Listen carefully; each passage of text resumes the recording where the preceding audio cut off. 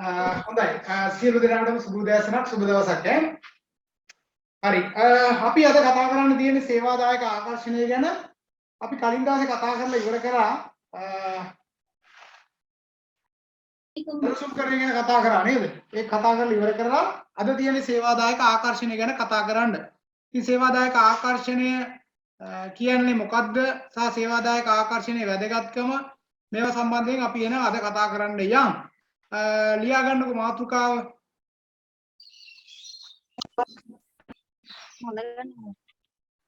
මාතෘකාව ලියන සේවාදායක ආකර්ෂණය employee recruitment අල්ලගන්න පොඩ්ඩක්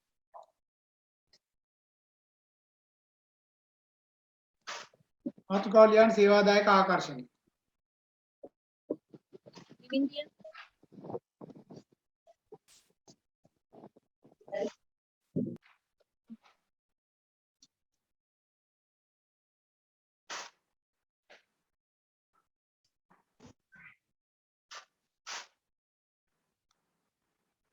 හරි සම්බන්ධ වෙමින් ඉන්නවා බහුතරයක් සම්බන්ධ වෙන්න තමන්ගේ මයික් එකයි වීඩියෝ එකයි ඔෆ් කරගන්න හරි අද දවසේ චූටි ඇගීමකුත් මම ඔයාලත් එක්ක කරන්න හිතාගෙන ඉන්නේ ඒක පාඩම අන්තිමේට මම කතා කරන්නම්කෝ හරි රයිට් එතකොට සේවාදායක ආකර්ෂණය කියන්නේ මොකද්ද දැන් ඔයාලා ආකර්ෂණය ගැන කතා කරලා තියෙනවා නේද ආකර්ෂණය කියපුවම දන්නවා හැබැයි මෙතන ආකර්ෂණය ඒ ආකර්ෂණයට වඩා වෙනස් දැන් ගත්තොත් එහෙම අපි හිතාගෙන ඉන්නවා ආකර්ෂණය ගැන අපි පැතිකඩයන්ගෙන් එක එක තැන් වලින් අපි කතා කරනකොට නේද කවුරුන් හෝ අපිට ආකර්ෂණය කරගෙන දැන් අපි අර වගාවන් වලදී මල් වලට බඹරු ගෙන්න ගන්න මීමැස්සු ගෙන්න ගන්න නේද ඒ වගේ ආකර්ෂණය කරන්න ඒ වගේ මෙතනදී ගැහැණු ළමයි පිරිමි ළමයි ආකර්ෂණය කර ගැනීම පිරිමි ළමයි ගැහැණු ළමයි ආකර්ෂණය කර ගැනීම ඒ වගේම ආයතනයකටත් තියෙනවා ආකර්ෂණයක් හැබැයි ඒ ආකර්ෂණය ගත්තට පස්සේ රැකියාව සඳහා සේවකයෝ ලබා ගැනීමේ ආකර්ෂණය කිරීමේ වැඩපිළිවෙල ඉතින් අපි හිතාගෙන හිටියට රස්සා නැහැ කියලා නමුත් රස්සා දෙන්න සමහර ආයතන විඳින දුක හිතා ගන්නත් බැහැ හරිද අපිට රස්සා දෙන්න ආයතන විඳින දුක. ඒ කියන්නේ අපිව ඒ ආයතන වලට ඇතුළා ගැනීම සඳහා. ඒතර මෙතනදී සංවිධානයේ ඇතුළට සේවකයෙක් ඉස්සල්ලාම ගන්න ඉස්සල්ලා මෙන්න මේ සේවකයා මේ ආයතනයේ රස්සාවට කැමති වෙන මට්ටමට ආසාවක් ඇති කරන්න ඕනේ. ඒතර ඒ ආසාව ඇති වුණොත් තමයි ඒ සේවකයා අපේ ආයතනයට ඇප්ලිකේෂන් එකක් දාන්නේ නේද? නැත්නම් ඇප්ලිකේෂන් එකක් දාන්නේ නැහැ. ඇප්ලිකේෂන් එකක් දාගන්න තැනට වැඩපිළිවෙලක් සකස් කරන්න ඕනේ. හැම සංවිධානයකටම මේක සාර්ථකව කරන්න බෑ. සමහර ආයතන වලට ඇප්ලිකේෂන් 10 ගණන් එද්දී තවත් සමහර ආයතන වලට එහෙම එන්නේ නැහැ. බොහොම අමාරුවෙන් ඇදගෙන යන්නේ. ඔයාලා දැකලා තියෙනවා ඔය ගාමන්ට් ෆැක්ටරිස් වගේ තැන්වලදී සමහර වෙලාවන් වලදී නිතරම සේවක බලන්න වෙලා තියෙනවා. ඇයි? එන ප්‍රමාණය ඉන්නේ යනවා නේද? ඒතකොට එන ප්‍රමාණය රඳවා ගැනීම සඳහා වැඩපිළිවෙලක් සකස් කරන්න සිද්ධ වෙලා තියෙනවා. ඒතර අර ඉන්න එන එක රඳවා ගන්නත් ඕනේ. ඒ වගේම අපිට නිරන්තරයෙන්ම සේවකයෝ ආකර්ෂණය කර ගැනීම සඳහා හොඳ කීර්ති නාමයක් අපි ගාව තියෙන්න ඕනේ. ඒ වගේ හොඳ කීර්ති නාමයක් තියෙන ආයතන වලට ආකර්ෂණය කරන ලොකු ප්‍රශ්නයක් නැහැ. විශේෂයෙන්ම ගත්තොත් ඉන්නකො ලංකා බැංකුවට මහජන බැංකුවට සේවකයෝ බඳව ගන්න ඕන වුණොත් එහෙම ලොකු ප්‍රශ්නයක් නැහැ ඒකට නේද? ඇයි ඒ? සේවකයෝ ඕන තරම් රැකියාව තියනවා කියලා කියපු ගමන් ඇප්ලිකේෂන් එවන්න ඉන්නවා. දැන් කොමර්ෂල් බැංකුව හරි සම්පත් බැංකුව හරි ඒ ආයතන වලත් එහෙමම තමයි. හැබැයි තවත් පොඩි ආයතන ගත්තොත් එහෙම ඒවට එහෙම එන්නේ නැහැ. ඒතකොට එහෙනම් එන්නේ නැති වෙන්න හේතුව තමයි මේ ආයතනයේ ගොඩනගා ගත්ත කීර්ති නාමය. ඒතකොට මේ ආයතන කීර්ති නාමය ගොඩනගා ගන්නවා වගේම මතක තියාගන්න ඒ ආයතන සේවකයන් සලකන විදිය විශේෂයෙන්ම සුබ සාධනීය. ඒතකොට වැටුප සමාජ පිළිගැනීම නේද? මේ වගේ දේවල් කොහොමද කොයි මට්ටමේදී තියෙන්නේ කියලා බලනකොට ඉහළ මට්ටමක තියෙනවා නම් අන්න සේවකයෝ ඒ සඳහා ආකර්ෂණීය වෙනවා. අද දවසේ මම ඔයාලට කියලා දෙනවා ලෝකයේ ආකර්ෂණීයම වෙබ්සයිට් ගැන. හරිද? ලෝකයේ දැනට තියෙන ආකර්ෂණීයම වෙබ්සයිට් ගැන කතා කරනවා. ඒ විතරක් නෙවෙයි මේවා හරහා ඔයාලට ඔයාලගේ ජීවිතයේ සම්දිස්ථානයක් කරගන්න පුළුවන් තැන් තියෙනවා.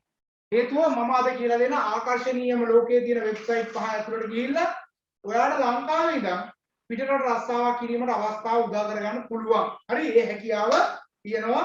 ඒ හැකියාව ලබා ගන්න අද පාඩම ඇතුළේ ඔයාලට හැකියාවකුත් තියෙනවා. සරලව හිතන්නත් එපා. මොකද මේක හරියටම කරගෙන රට ගිය අයත් ඉන්නවා. හරි? එහෙනම් ආකර්ෂණය කියලා කියන්නේ මොකද්ද? රැකියාව ලබා දීම සඳහා සේවකයන් ආයතනයේ වෙත අද්දවා ගැනීමේ ක්‍රියාවලියට අපි කියනවා මොකද්ද? ආකර්ෂණය කියලා. ලියා ගන්න මෙහෙම රැකියා අභ්‍යර්ථ පිරවීම සඳහා සමාර්ථකාව මොකද්ද? සේවාදායක ආකර්ෂණය. ආකර්ෂණය. ඒ අර්ථය ලියන්නේ.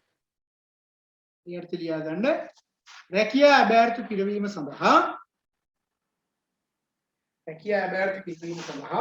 වඩාත් යෝග්‍ය ආයුධකරුවන්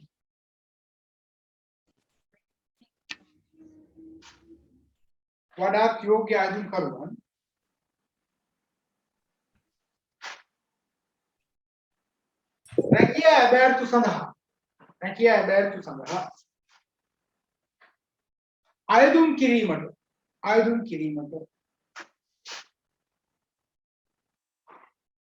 පොළඹවා ගැනීමේ ක්‍රියාවලිය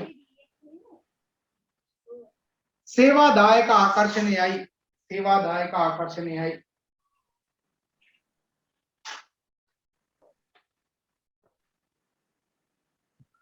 ඒ දෙක මෙහෙම ලියා ගන්න. සංවිධානයකට ඔය දෙකක් විතර ලියලා. සංවිධානයකට योग्यतम सेवादायकයන්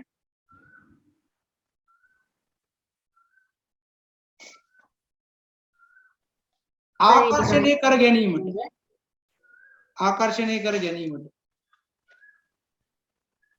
ඊට කලින් කොටස චුට්ටක් කියන්න පුළුවන්ද? සංවිධානයකට योग्यतम सेवादायकයන් ආකර්ෂණය කර ගැනීමට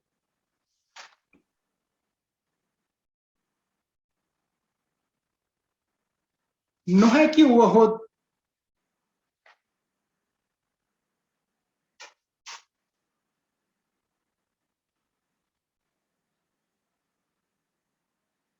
සංවිධාන අරමුණු හා පරමාර්ථ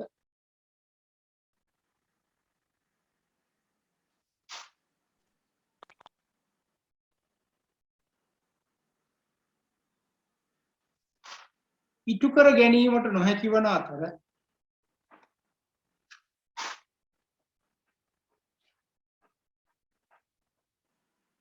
දිගුකාලීනව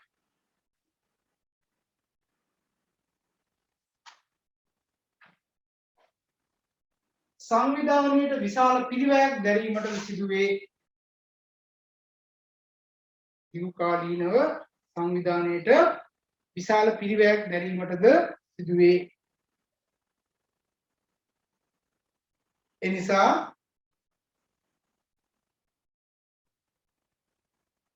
සේවාදායක ආකර්ෂණය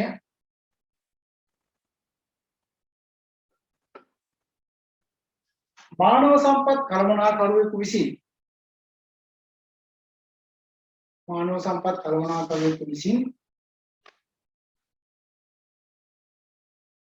ඉතා මැනවින් සිදු කළ යුතුය.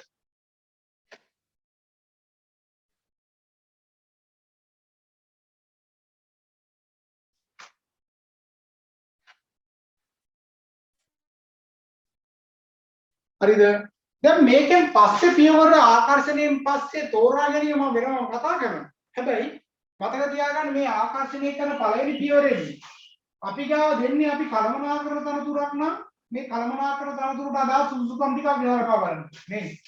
සහකාර කළමනාකරන තනතුරට අදාළ සුදුසුකම් බලන්න. එතකොට කාර්යාල සාහිත්‍යයක් නම් කාර්යාල සාහිත්‍යයට අවශ්‍ය කරන සුදුසුකම්. පරිගණක ලිපිකරුවෙක් නම් පරිගණක ලිපිකරුවෙක්.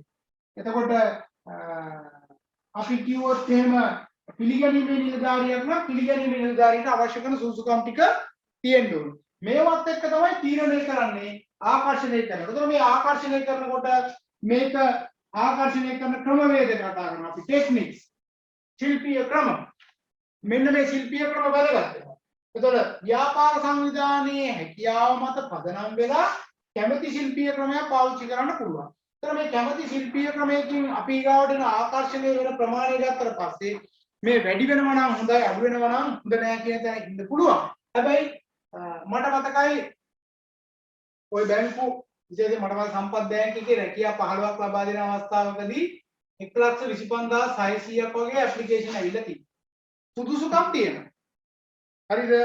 සුදුසුකම් තියන අය 1,25,600කින් ගන්නේ 15. තේරුණාද? ඒතර තෝරා ගැනීමේ කාර්යය ඉතාමත් මනමින් සිද්ධ කරන්න වෙනවා. සමහර ආයතන තියෙනවා බඳව ගන්න 25යි ඇප්ලිකේෂන් 18.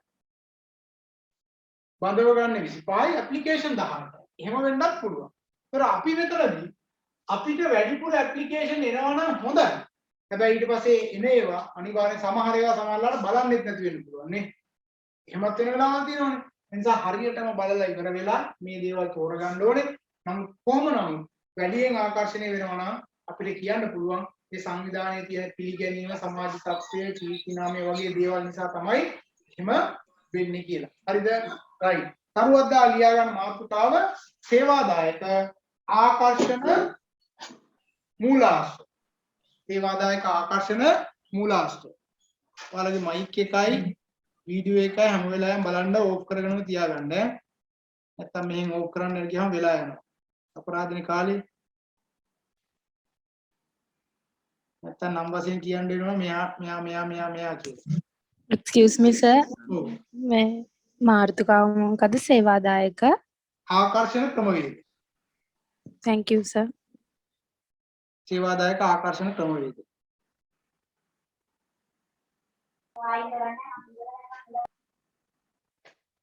දැන් සේවාදායක ආකර්ෂණ ක්‍රම ගොඩක් තියෙනවා.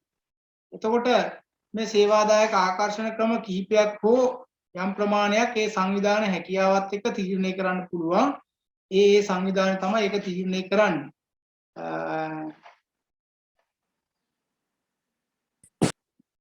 630 ඕෆ් කරගන්නකො මයික් එක. ක්‍රිෂානි නවෝදයත් ඕෆ් කරගන්න. 630යි ක්‍රිෂානි නවෝදයයි ඈ. හරි 630 හරි ක්‍රිෂානි නවෝදය තමන්ගේ මයික් එක ඕෆ් කරලා තියාගන්න. ලියා ගන්න මෙහෙම සංවිධානයකට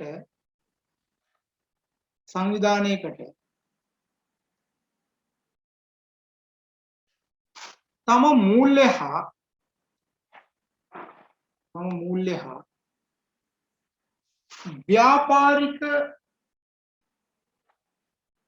ව්‍යාපාරික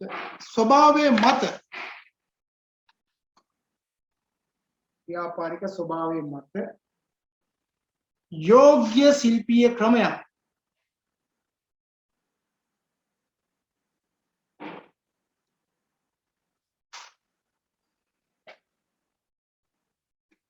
යොදාගත හැකි අතර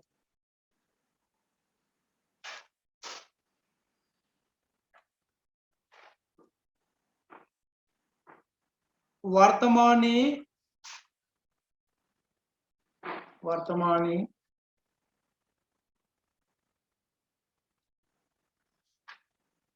සංවිධාන විසින් බහුලව යොදා ගනු ලබන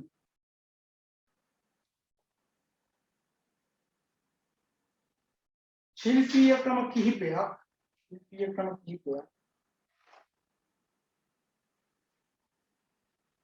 පහත පරිදි වේ.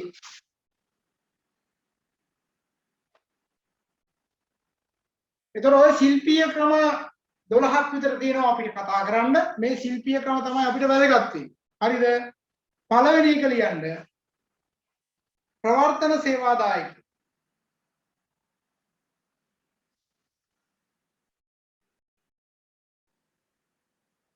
ප්‍රවර්තන සේවාදායක.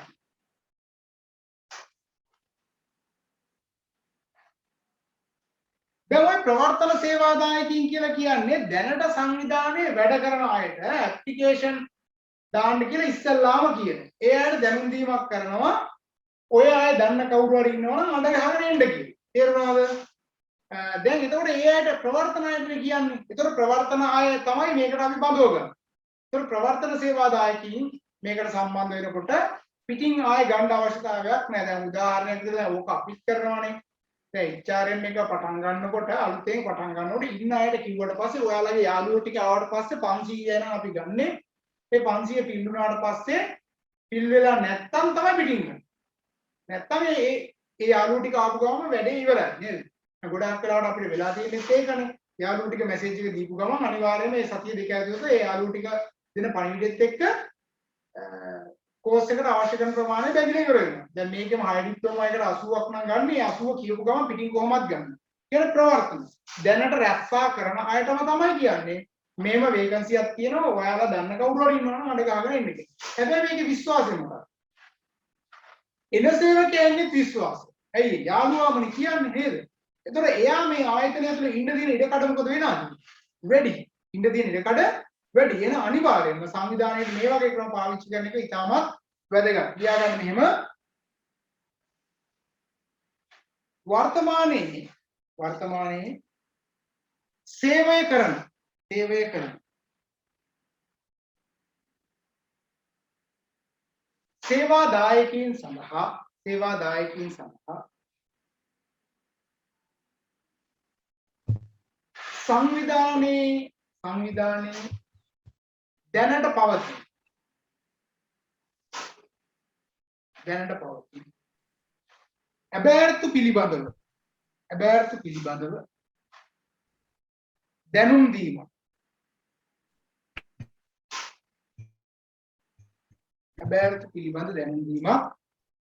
මෙහිදී සිදු කරයි.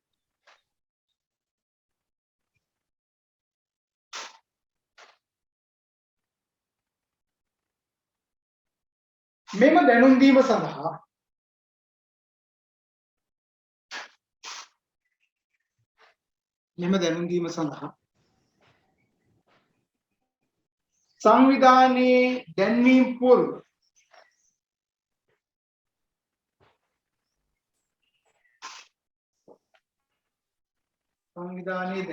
පූර්ව යොදා ගැනීම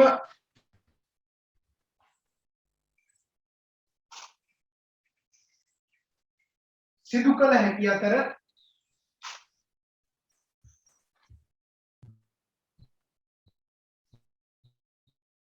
මීට අමතරව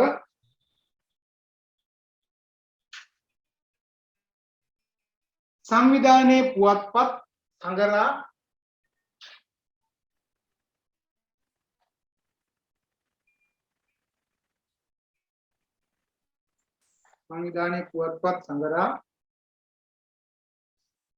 රැස්වීම් වැනි අවස්ථාද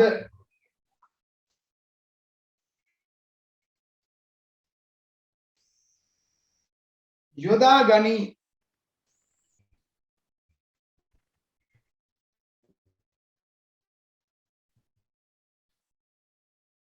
මේ තුලින් බැඳෙන සේවකයන්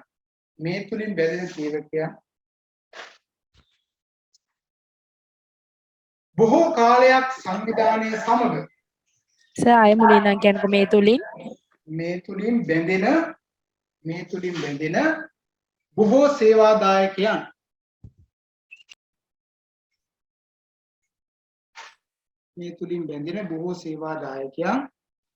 සංවිධානය තුල රැඳෙන බවට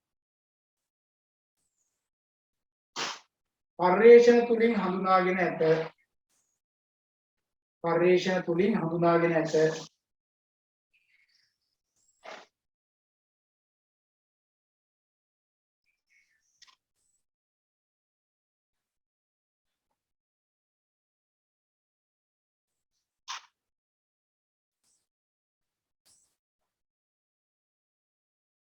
මෙහිදී වර්තමානයේ සිටින සේවකයන්ට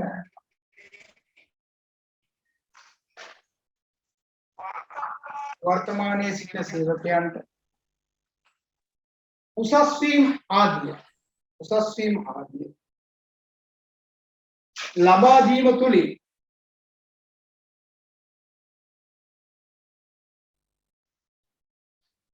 මූලිකව ඇබෑර්තු පිරවීම සිදු කරනු ලබයි.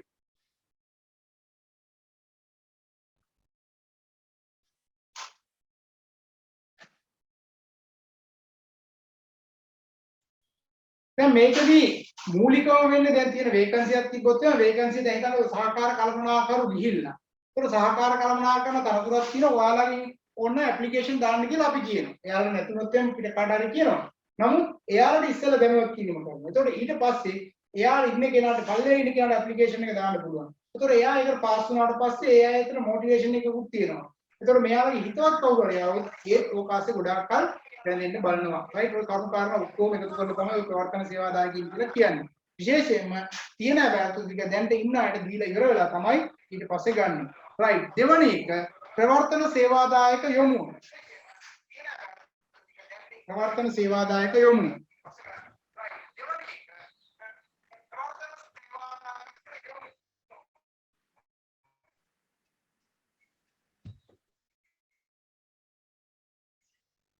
ප්‍රවර්තන සේවාදායක යොමු.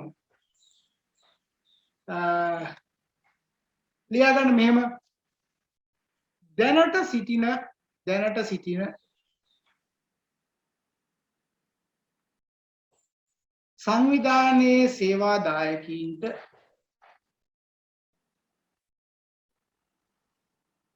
රැකියා ඇබෑර්තු පිළිබඳව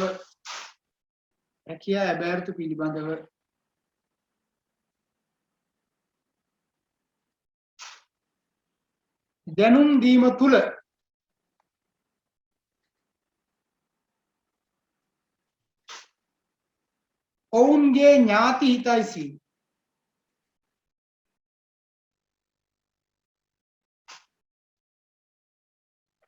ඔවුන්ගේ ඥාති හිතයිසීන්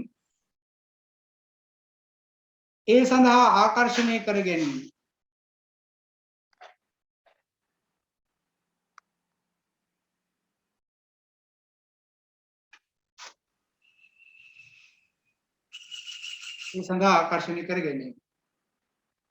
හරි රයිට්.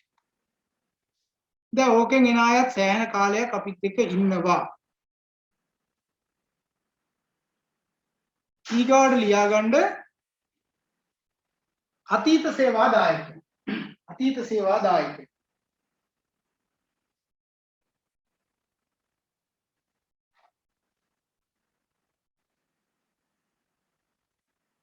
අතීත සේවාදායකයෝ කියලා කියන්නේ අපිත් එක්ක වැඩ කරලා ඉඳලා ගිහිල්ලා.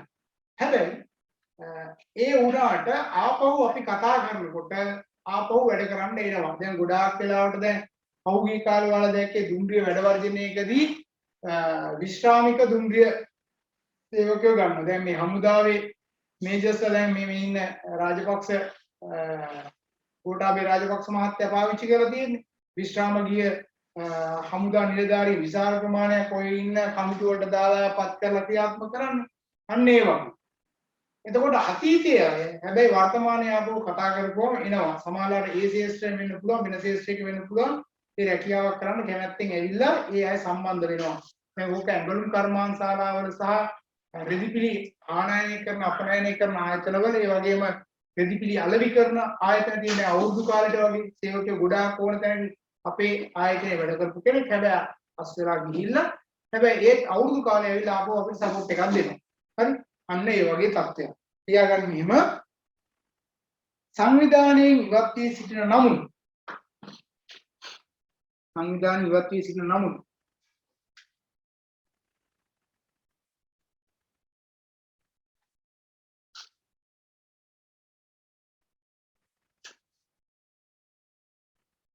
තවදුරටත් සේවය කළ හැකි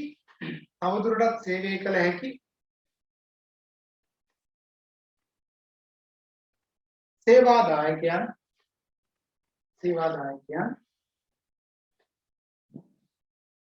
ඇබෑර්තු සඳහා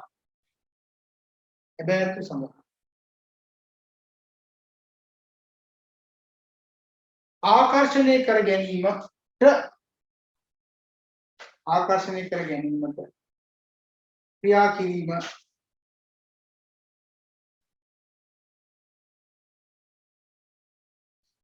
බොහෝ සංවිධාන විසින්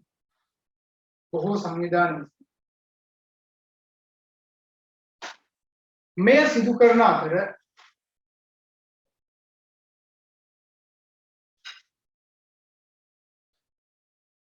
විශේෂයෙන් සංචාරක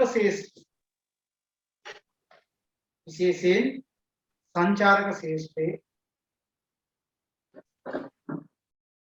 හෝටල් සහ අලෙවිසැල්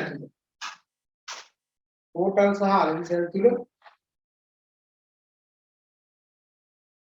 මෙය බහුල වශයෙන් දැකගත හැක.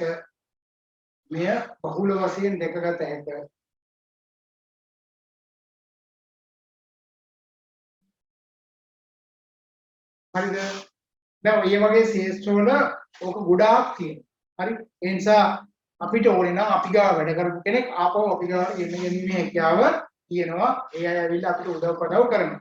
හරි. ඊගොඩ අපි යන්නේ මුද්‍රිත දැන්වීම වලට. මේ පණිවිඩයත් මතක තියාගන්න සාමාන්‍ය මෙහෙට පවර් කට් එක 11ට වගේ තමයි තියෙන්නේ. 11ට හෝ 11යි කාලට ඒක සිද්ධ වුණොත් එකපාරටම මේක කට් වෙයි. ඒතකොට ඩොංගල් එකෙන් සම්බන්ධ වීම සඳහා පොඩි වෙලාවක් ඇයි කට්ටි කලබල වෙන්න එපා ඈ. හරි. මුද්‍රිත දැන්වීම.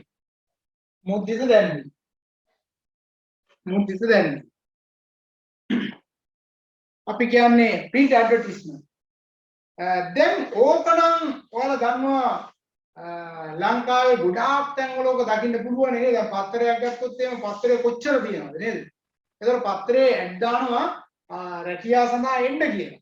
නමුත් අපේ බහුතරයක් අය කියනවා අපිට රැකියාවක් නැහැ කියලා. ඒතකොට එක පැත්තකින් අපිට රැකියාවක් නැහැ කියනවා අනිත් පැත්තේ රැකියාව වලට එන්න කියලා දැන් සන්ඩේ ඔබ්සර්වර්, ඩේලි මීරර්, සිළුමිණ වගේ පත්තර ගත්තොත් එහෙම විශාල වශයෙන් තියෙනවා. ඒතර මෙතන තියෙනවා ඉදිරියේදී වලට මම කතා කරනවා රැකියාව සහ ව්‍යාපාර සංවිධානයේ අරමුණු අපේක්ෂාවන් ගලපා ගැනීම පිළිබඳව. ඒ කියන්නේ පුද්ගලයාගේ දැනුම, හැකියාව, දක්ෂතාවය සහ පුද්ගල අරමුණු ටික සංවිධානයේ කටයුතු රාජකාරී වගකීම සහ සංවිධාන අරමුණුත් එක්ක ගලපා ගැනීම පිළිබඳ ගැටලුවක් තියෙනවා. ඒ නිසා තමයි අද එක පැත්තකින් රැකියාව වැඩි වෙනකොට තව පැත්තකින් රැකියාව සඳහා කතා කරන ප්‍රමාණය වැඩි වෙලා තියෙනවා. ඒතකොට ඔයාලා දන්නවද රැකියාව සඳහා සේවකයෝ ආකර්ෂණය කර ගැනීම සඳහා ඒ අවශ්‍ය කරන දේවල් සකස් කරලා දෙන්න විශාල වියදමක් දරලා ඉවර වෙලා කියනවා අපේ ආයතනයේ සේවකයෝ ටිකක් ගෙනල්ලා දෙන්න වැඩපිළිවෙලක් හදලා දෙන්න. ඉතින් ඔය මටත් එහෙම කතා කරපු තැන් තියෙනවා ඒ සංවිධානයේට රැකියාව සඳහා සේවකයෝ ගෙනල්ලා දෙන්න වැඩපිළිවෙලක් හදලා දෙන්න කියලා කතා කරපු තැන් තියෙනවා. ඒතර ඒක වෙලා තියෙන්නේ එයාලා අපේක්ෂා කරන දේවල් සංවිධාන පරිසරය ඇසි තියෙනවද නැද්ද කියලා. ඒකකට මම පහුගිය කාලේ උත්සාහ කරා යම් ප්‍රමාණයකට සාර්ථක වෙච්ච වැඩසටහනකුත් තිබුණා. විශේෂයෙන්ම විශ්වවිද්‍යාල ශිෂ්‍යයන්ට තමන්ගේ උපාධියේ ආධාරණ ගමන් රැකියාවක් කරලා ඒ රැකියාව ඇතුලේ යම් කිසි ආදායමක් ලබා ගැනීම වැඩ පිළිවෙලා. ඉතින් ඇත්තටම ඔයාලගේ ටයිම් ටේබල් ටික හදනකොට ඔයාලට රස්සාවට යන්න පුළුවන් පැය 4ක් හරි 5ක් හරි සකස් කරලා නේද? එතකොට පැය ගාණක් හදලා දැන් ওই ජපානයේම ක්‍රියාත්මක කරන්නේ. ඒ වගේ වැඩ පිළිවෙලා හදලා එතකොට ඔයාලගේ උපාධියක් ඉවර වෙද්දී ඔයාලට අවශ්‍ය කරන විදිහ දැන් හිතන්න ඔයාලට මහ පොළ හම්බෙන්නේ රුපියල් 5000ට වඩා ඔයාලට රුපියල් 20000ක් හම්බෙන්න වැඩ පිළිවෙලක් හදලා දුන්නා. ඔයාගේ මේ දේවල් හැම එකක්ම හරවන්න කියලා. නේද? දැන් අතිරේක කාලයක් ඇත්තටම අපත යන වෙලාවල් තියෙනවනේ. හිතන්න ඔය සතියේ ලෙක්චර්ස් තියෙන දවස් 4යි. එක දවසක් නැහැ. සිසුරාදී වලම කුඩා කුඩා ලෙක්චර්ස් නැහැ. එතකොට එහෙම දවසක් අරගෙන හරි නයිට් එකකට හරි ක්ලාසස් ටික පස්සට දාලා සෙකන්ඩ් ඉයර් තර්ඩ් ඉයර් වගේ අනිත් පස්සට දාලා එහෙම හදලා ටයිම් ටේබල් ටිකක් හදලා මේක ජාතික මට්ටමේ වැඩ පිළිවෙලක් තියන්නේ යනවා. එහෙම වුණා නම් මහ පොළ වලට නොදී ඔයාලට ඒක රැකියාවක් දුන්නා නම් මහ පොළට දෙන වියදමත් ඉතුරු වෙනවනේ නේ. කරන්න පුළුවන්. ඉතින් මේ වගේ වැඩසටහන් සකස් කරගත්තොත් මේක සාර්ථකයි. එතකොට මම කියන්නේ ඔය ඒ දැනුවත් කිරීම ටික ඒ හරහා සිද්ධ කරන්න පුළුවන්. එතකොට රැකියාව සහ මෙන්න මේ ටික ගලපා ගන්න ඕනේ. ඒතකොට ගලපා ගැනීම තුළ අපිට පුළුවන් සංවිධානයේ අරමුණු ජයග්‍රහණය කරන්නත් සේවක අපේක්ෂා කරන ජයග්‍රහණය ළඟා කර ගන්න. විශේෂයෙන්ම දැන් ඔයාලා කලා විෂය ධාරා සහ වාණිජ්‍ය විෂය ධාරා කරන සිසුන් යම් ප්‍රමාණයකට නිදහස්. මොකද ගණිත සහ විද්‍යා විෂයන් අදාළ සිසුන්ට සාපේක්ෂව මම කියන්නේ වැඩ නැහැ කියලා කියනව නෙවෙයි සාපේක්ෂව කරගෙන යෑමේ හැකියාව තියෙන වැඩිහිටකටත් තියෙනවා. මොකද අර ශිෂ්‍යවමුත් එළිය රැකියාව කරන අය ඉන්නවනේ. දැන් ඔයාලගේ සමහර ළමයි ඉන්නවා අදිනත් ගිහිල්ලා වැඩ කරලා ඉගෙන ගන්න අය ඉන්නවා. මට මතකයි පෙරදින විශ්වවිද්‍යාලයේ ශිෂ්‍යයෙක් මට හම්බුණා. පාන්දර 1 වෙනකන් ගිහිල්ලා KFC එකේ නිකන් හොදනවා. 4:00 5 වගේ විදියනවා ඊළි වල එක විතර වෙනකන් ඊළඟ ටික හොදලා ඔක්කොම කරලා තමයි ඉන්නේ. ඉතින් සතිය දවස් 5ක් විතර මේ වැඩේට යනවා. මේ හම්බෙන මුදලින් තමන්ගේ අධ්‍යාපන කටයුතු ටික ඔක්කොම කරගෙන යන පට්ටක්. නමුත් වැඩේ කොට දාන්න. ඉතින් පස්සේ මටත් උදව් කරන්න පුළුවන් අවස්ථාවන් වලදී මම උදව් කරලා තියෙනවා. ඉතින් ඒ නිසා හදාගන්න ඕනේ. ඒතකොට මේ සමාජය තුළ බලන දේ සහ අපි බලන දේ අතර මෙන්න මේ ගලපා ගැනීම ඉදිරියේදී මම ඔයාලට පැහැදිලිව මේක කතා කරනවා. ඒතකොට මෙන්න මේ වාරා ඔය තියෙන පේපර් ඇඩ්වර්ටයිස්මන්ට් දැක්කට පස්සේ රැකියාවල නොයන්න බලපාන හේතු ඔන්න ඕක තමයි තියෙන්නේ. හරි. ඊගොල්ලෝ මෙන්න මේකෙදි මේ ඔය මුද්‍රිත දැන්වීම වලදී ඔයාලට ඉගෙන ගන්න වෙනවා අඳ දැන්වීම කියලා. අඳ දැන්වීම කියලා කියන්නේ මේකෙදි අපි කියන්නේ ලිපිනේ සඳහන් කරන්නේ නැත්තම් නේද? අපි කියනකට අඳ දැන්වීම කියලා. බොක්ස් එකක අංකයක් දාලා විතරක් කියනවා. ඔයාලා අහලා තියෙනවනේ කැලෑපත්‍ර කියලා. කැලෑපත්‍ර කියන්නේ මොකද්ද?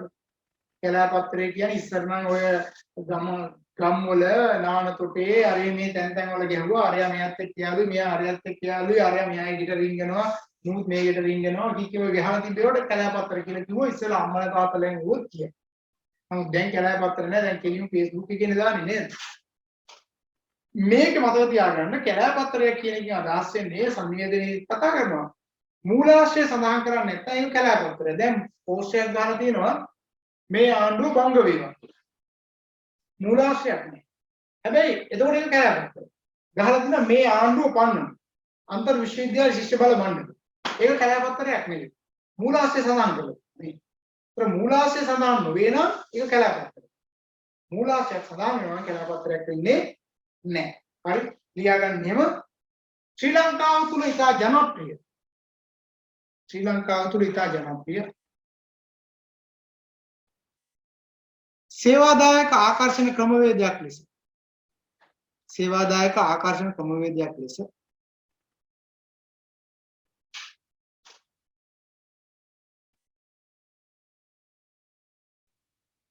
හඳුනාගත හැකි අතර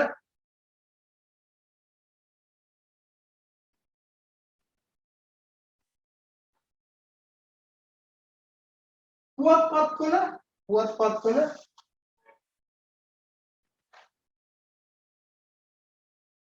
ඇබෑර්තු පිළිබඳව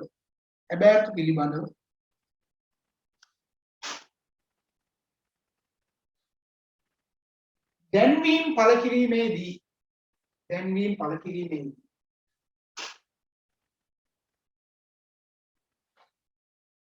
විවෘත සහ අඳ දැන්වීම් ලෙස දෙආකාරයක්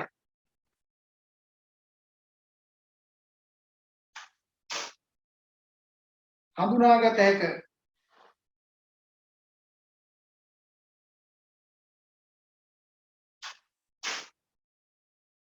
ඡේදකින් ලියා ගන්න මෙහෙම විවෘත දැන්වීමකදී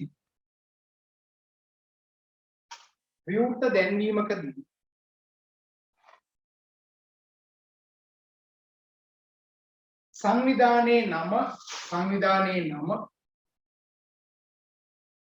ලිපිනය දුරකථනාංකය ආදිය හඳුනාගත හැකි නමුත්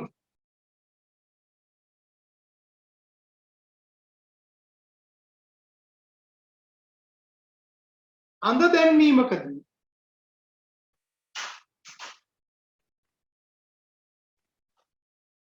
දැකගත හැකි වන්නේ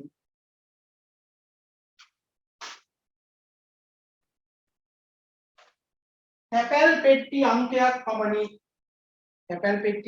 පමණි.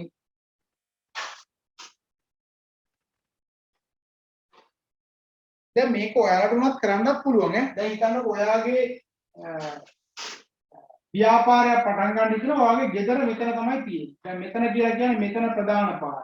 මෙතනින් අතුරු පාරක් ඇවිල්ලා මේ අතුරු පාරේ ආය ඇවිල්ලා. ඒකෙන් තව එකකින් ඇවිල්ලා. ඒකෙන් ඕම තමයි ඔයා ගාවට එන්නේ. හරිද? ඒතර මේ හතර පස් පොලකින් කැඩි ඇතුළට එනකොට ලියුමක් එනකොට ලියුමේ දැන් උඩ දානවා නම් මහනුවර කියලා දානකොට යටින් එන දැන් මෙතන තලාතු ඔය වගේ ඕම ගම් කූලියක් අරගෙන කිච්චෝ නුවර පැත්තේ ගම් කියලා. ඒතර ඒ වගේ ඕම දාලා යටවට එනකොට මේක අර බලන කෙනාට නිකන් මොකද්ද වගේ. හරිද? හැබැයි ඒ නිසා ඔයාලට පුළුවන් කෙලින්ම තැපැල් පෙට්ටිය 25 මහනුවර කියලා දාන්න. මෙච්චරයි ඇඩ්‍රස් එක. තැපැල් පෙට්ටිය 25 මහනුවර. දැන් මොකද වෙන්නේ? අපි ඕනම ලියුමක් තැපැල් පෙට්ටිය 25 මහනුවර කියලා දාපු ගමන් මහනුවර පෝස්ට් ඔෆිස් එකේ ඔයාගේ නමින් අංකයකින් බොක්ස් එකක් තියෙනවා. තැපැල් පෙට්ටිය 25 කියලා. ඒතර මේ බොක්ස් එකේ අතුරු දෙකක් තියෙනවා. එකක් පෝස්ට් ඔෆිස් එකට තියාගන්න, එකක් ඔයාට. එන ලියුම ඔක්කොම මේකට තමයි වැටෙන්නේ. ඔයාලට ගිහින් ඕන වෙලාවක තමන්ගේ ලියුම් ටික ගන්න පුළුවන් කතා කරලා. හැබැයි මේ තැපැල් පෙට්ටිය පවත්වාගෙන යනකොට පෝස්ට් ඔෆිස් එකට ගාණක් දෙන්න ඕනේ. එතකොට අපේ ලියුම් ටික ඔක්කොම නැති වෙන්නේ නැහැ, මොකුත් නැහැ, ටක් ගාලා ඉක්මනින්ම එතනට එනවා. හරි? ඒ නිසා සමහර ආයතන මේක පාවිච්චි කරනවා. දැන් කොළඹ වගේ විශේෂයෙන්ම කොළඹ ඇතුළේ යනකොට වැඩි හොඳ කොළඹ තැපැල් පෙට්ටි පාවිච්චි කරන ආයතන ගොඩාක් තියෙනවා. ලංකාවේ ඕන තැනක ඔයාලට කරන්නත් ඔයාට උනොත් තැපැල් පෙට්ටියක් දාලා ඕනනම් ඒක පාවිච්චි කරගෙන කන්ටිනියු කරගෙන යන්න පුළුවන්කමක් තියෙනවා. හරි? ඒතර අඳ දැන්වීම කියන්නේ මොකද්ද? ලූප් දැන්වීම කියන්නේ ඒක පැහැදිලි. අඳ දැන්වීමක නමක් නැහැ, ඇඩ්‍රස් එකක් නැහැ, ටෙලිෆෝන් නම්බර්ස් මොකුත් නැහැ. තැපැල් පෙට්ටිය අංකයක් විතරයි තියෙන්නේ. විවෘත එකක සියලුම තොරතුරු ටික තියෙනවා. ඔයාලට මම ඇඩ්වර්ටයිස්මන්ට් ගැන ආයෙ පෙන්නන්න දෙයක් නැහැ නේ. දන්නව නේද? පත්තරේ ඕන තරම් තියෙනවා. right. ඊගොඩ එනවා වැදගත් එකට අපි එනවා මොකද්ද? අන්තර්ජාල දැන්වීම සහ රැකියා වෙබ් අඩවි. අන්තර්ජාල දැන්වීම සහ රැකියා වෙබ් අඩවි.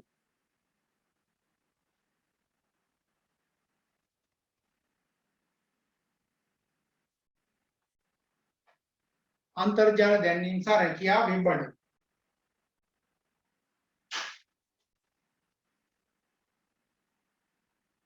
එතකොට ඔන්න ඕක යටතේ කතා කරන එකක් තමයි ලෝකයේ ජනප්‍රියම විද්‍යුත් ආකර්ෂණීය වෙබ්සයිට් ගැන මම ඔයාලට කතා කරනවා කියලා කිව්වේ. ඒතකොට ඒක අපිට බලන්න පුළුවන්. ඒතකොට අද වෙද්දී රැකියා අභ්‍යර්ථ දැන් ඔයාලා දැකලා තියෙනවා නේද අන්තර්ජාලයේ දානවා.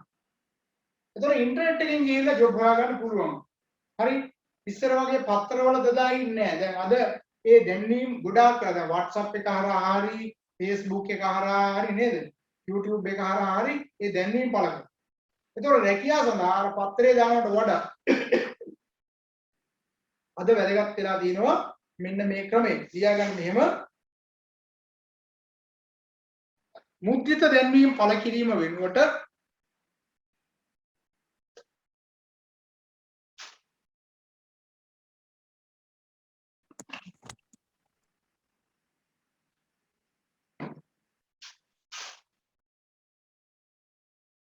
අන්තර්ජාල පහසුකම් භාවිතා කරමින්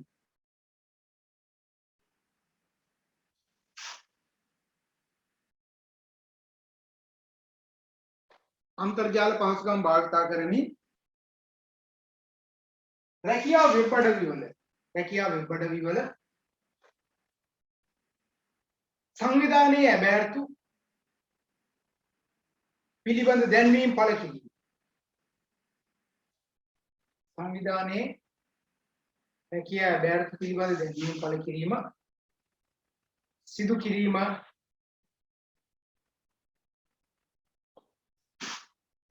මෙය පිරිවැය අඩු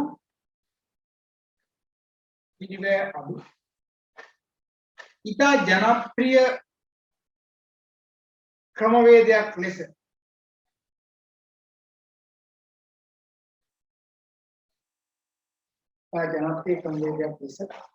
වර්තමානයේ හඳුනාගෙන ඇත.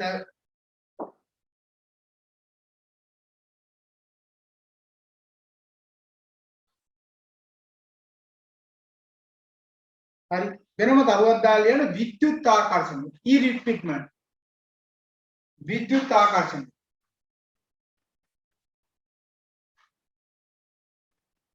ඒක විශේෂයෙන් කියන හින්දා ඒක දාලා තියෙන්නේ e-recruitment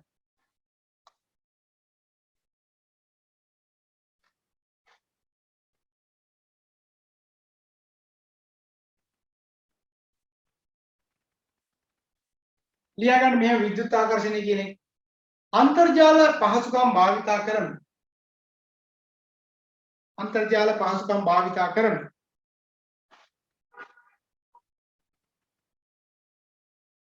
वेब අඩවි ඔස්සේ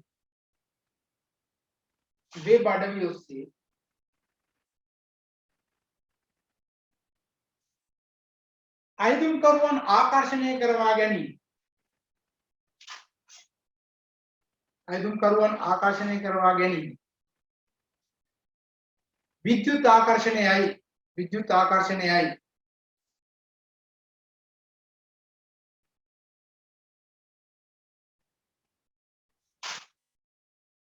විද්‍යුත් ආකර්ෂණයයි. මේ වඩාත්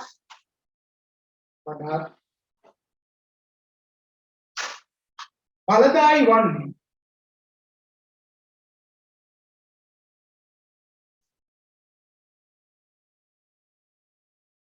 පිරිවැය අඩුවීමත්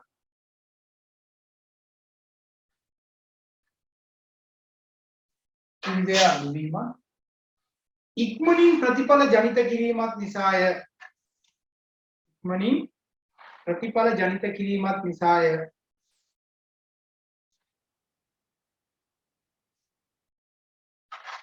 හරිද? ඔයාලා දන්නවා දැන් Facebook එකට යමක් දැම්මට පස්සේ නේද? Facebook කියන එක පාවිච්චි කරන්න පුළුවන් ව්‍යාපාරවල සාර්ථකත්වය. දැන් ඔයාලා Facebook පාවිච්චි කරන්නේ කොයි විදිහටද? නමුත් ව්‍යාපාර සංවිධාන Facebook පාවිච්චි කරන්නේ කොයි විදිහටද? YouTube එකක් පාවිච්චි කරන්නේ කොයි විදිහටද? නේ? එතකොට ඔයාලා Facebook එකේ තියෙන අනිත් මිනිසුන්ගේ වල්පල් බලබල හිටියොත් එහෙම ඒක වැඩක් නැහැ නේද? එතකොට මම ඔයාලට හැමදාම කියන දෙයක් තමයි ඔයාලට Facebook එක පාවිච්චි කරන්න ඕනෙම නම් යාළුවෝ පිළිබඳව දවසට එක සැරයක් හරි මොන ටික බලන්න යන්න ඕනේ නම් විනාඩි 5ක් පරිම 10ක් පාවිච්චි කරාට කමන්නේ. ඊට වඩා නම් ඕක තුළ රැඳෙන්න එපා. මොකද මොලේ සෛල වලට ඇති වෙන බලපෑම විශාලයි. බුද්ධිය පිළිබඳ බුද්ධිය හීන වීම සඳහා බලපාන කාරණා බොහෝමයයි. ඒ වගේම තමන්ගේ මානසික මට්ටම බිඳ වැටීම වැඩි. ඒ වගේම තමන්ගේ අර ගෝල්ස් ඉලක්ක අරමුණු පරමාර්ථ වලට යන්න තියෙන ඉඩකඩ අඩු වෙලා තියෙනවා. ඒව ඇති කරගන්න ඒවා බිඳ වැටිලා ඇයි ඒව ගැන හිතන්නේ හේතුව තමයි ඔයා මේ වෙනත් ලෝකවල ගිහිල්ලා එහෙම හිරෙනවා. කණ්ඩ ගියාට දන්නවද ලෝක සෞඛ්‍ය සංවිධානයෙම කියලා තියෙනවා ෆෝන් එකක් බලබලා ටීවී එකක් බලබලා ලැප්ටොප් එකක් බලබලා කෑම කන්න එපා. එහෙම වුණොත් මොලේ තියෙන ෆයිල් ඩැමේජ් වෙනවා. ඒක හොයාගෙන තියෙනවා. ඒක හොඳ නැහැ. ඒ නිසා විවිධ රෝගාබාධත් අනාගතයේදී ඇති වෙන්න පුළුවන්. ඒ නිසා පැහැදිලිවම මුහුණු පොත සහ ඒ ආශ්‍රිතව ඒවා පරිහරණය කරන එක සීමා කරන්න තමන්ගේ සාර්ථකත්වයේ උදෙසා විතරක් ඒක පාවිච්චි කරන්න. හරි?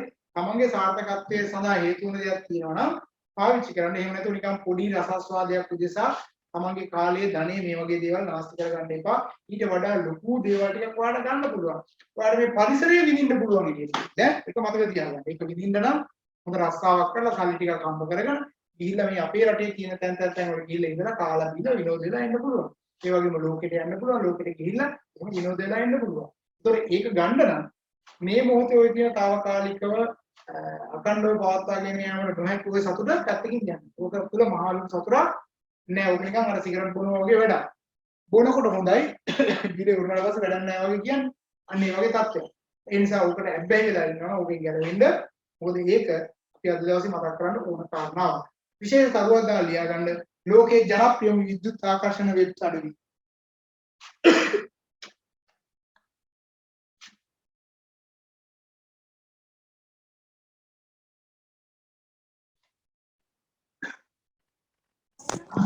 ලෝකේ ජනප්‍රියම විද්‍යුත් ආකර්ෂණ වෙබ් අඩවි.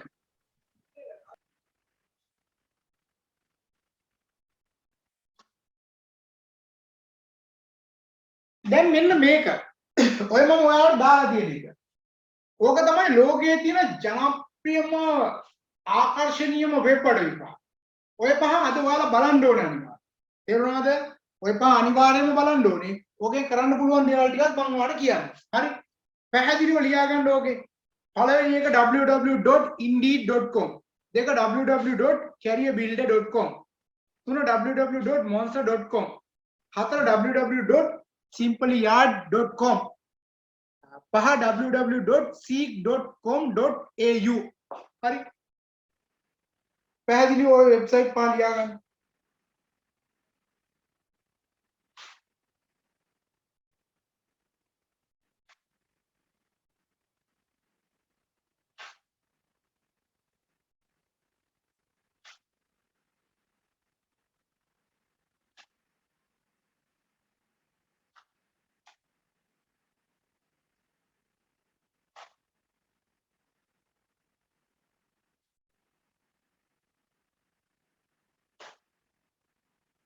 පැහැදිලිව අකුටේ ලියා ගන්න.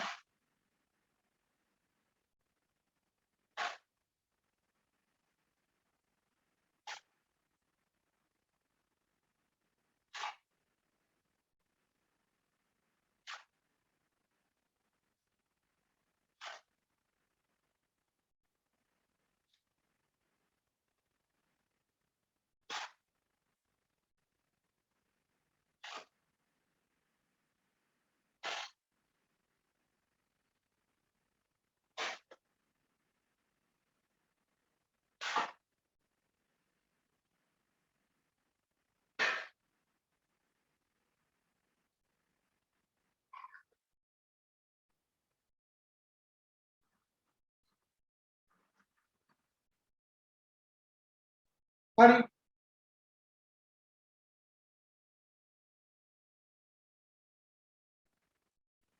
දැන්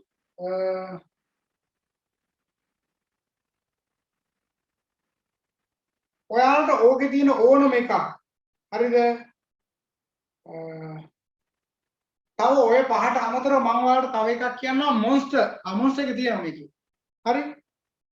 දැන් මේකේ ඕනම එකකින් ගිහිල්ලා ඔයාලට පුළුවන් රැකියා අවස්ථා තියනවද නැද්ද කියලා හොයලා බලන්න. හරිද?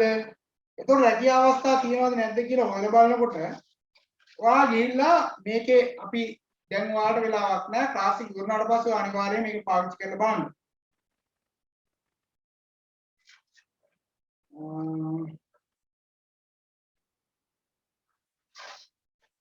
දැන් මම මේකේ පෙන්නුවොත් එහෙම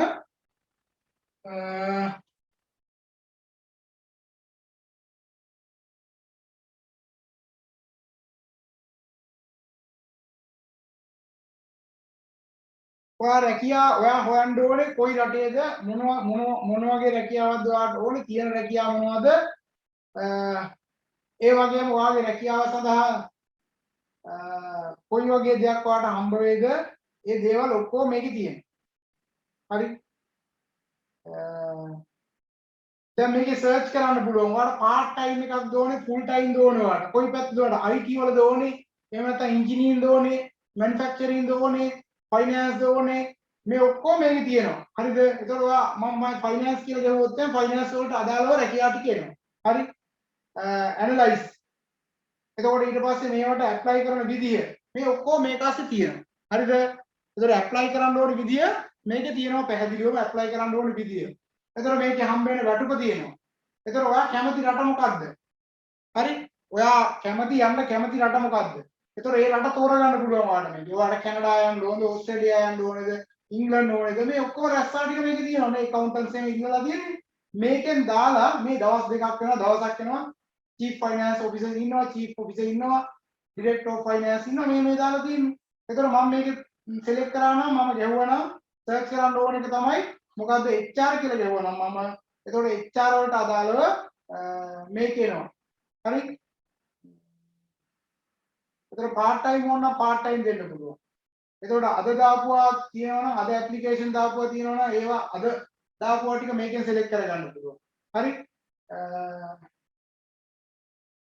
මේකේ ගියාට පස්සේ රුපියල් ඩොලර් 40000යි 50000යි 60000යි කියලා සැලරි දාලා තියෙනවා හරිද මතක තියාගන්න මෙහෙම දාලා නිව්සීලන්ත ගියා ඉන්නවා මම මේ කියලා ඒ නිසා මම ඒකයි කිව්වේ බැරි නෑ ඔයාලට ඔයාගේ ඉංග්‍රීසි භාෂාව පිළිබඳව සෑහීමකටපත් වෙන්න පුළුවන් නම් ඔයාගේ තාක්ෂණය තොරතුරු තාක්ෂණය භාවිතා කිරීම පිළිබඳව සෑහීමකටපත් වෙන්න පුළුවන් නම් ඔයාගේ උපාධියත් එක්ක ඔයා මේ ඩිප්ලෝමා එකෙන් අරගෙන දාන්නකො HRM ෆීල්ඩ් එකේ දාන්න ප්‍රශ්නයක් නෑ HR ඉස්සෙල්ලා ඇසිස්ටන්ට් කෙනෙක් විදියට යන්නකො ඒ රටවල වල මොකද ඩිග්‍රියත් එක්ක ඒ වැලියු එක තියෙනවා එතකොට දාලා යන්න එතකොට සමානව ඩොලර් 15000කින් 20000කින් පටන් ගන්න කමක් නෑ 15000 කියලා කියන්නේ ඩොලර් 10000ක් වුණත් අපේ රටේ අද ඩොලර් 10000 ගුණ කරන්නකො 300න් ගුණ කරවුවත් එතන ඇවිල්ලා ලක්ෂ 30ක් විතර ඇවිල්ලා නේ 30යි ලක්ෂ 45ක් විතර වගේ අටපක් එනවා අද ලක්ෂ 30 40ක් ඒ නිසා ඒ රටවල වල එක ලොකු අටපක් නෙවෙයිනේ ඒ නිසා අපිට ඒක කන්වර්ට් කරාට පස්සේ ලොකු අටපක් ඔය පහ හොඳට අතුරට ගිහිල්ලා බලන්න අතුරට ගිහිල්ලා බලලා ඔයාලට දාන්න පුළුවන්ද කියලා බලන්න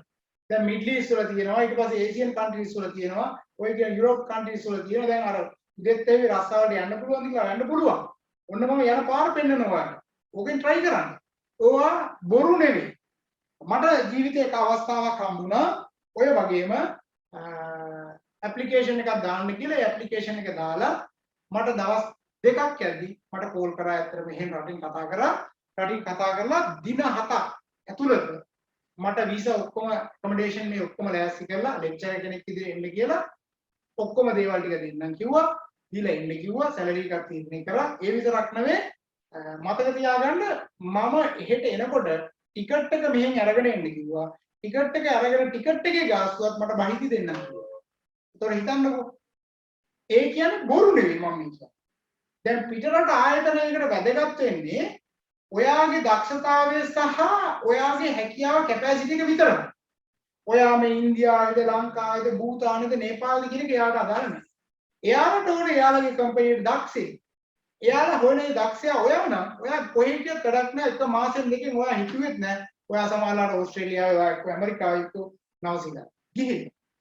හරිද?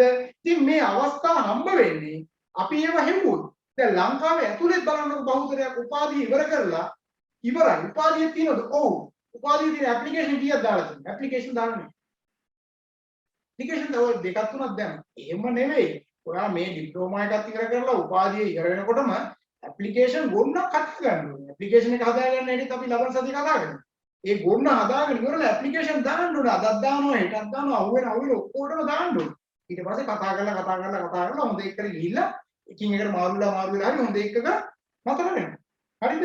එහෙම නැතුව මේ ඔයා උපාධිය ඉවර කරලා ගෙදර හිටියා කියලා දැන් හිතනවා අනුරාධපුර පොළොන්නරුව බදුල්ල බණ්ඩාරනවා වගේ ඈත.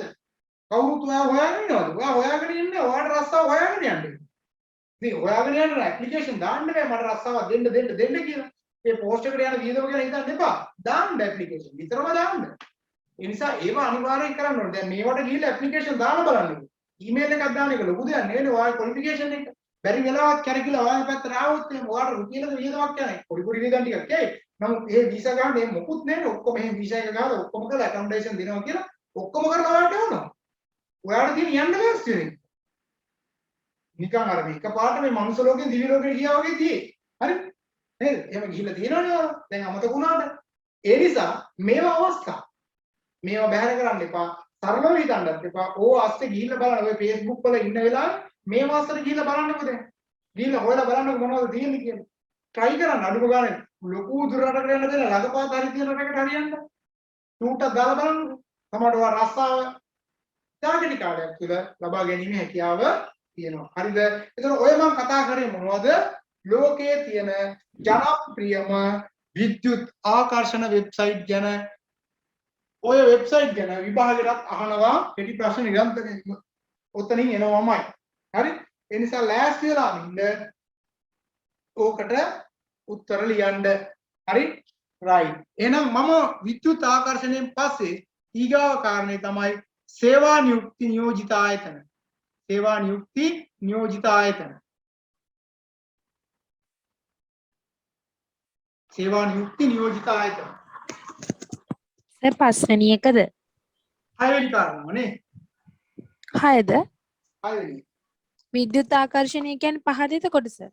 පහේ එක කෑල්ල. අන්තර්ජාල දැන්වීම සහ රැකියා අඩවි කියන එක තමයි වෙබ් අඩවි කියන එක තමයි පහ.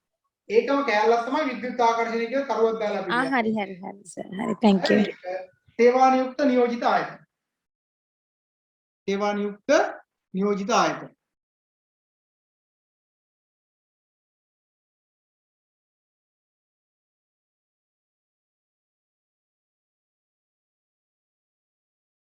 හරි මේකෙදි කරන්නේ තමන්ගේ ආයතනයේ අවශ්‍ය කරන රැකියා ටික බාහිරට කියලා බාහිරින් තමයි කරගන්න බලාපොරොත්තු වෙන්නේ. කියාගන්න මෙහෙම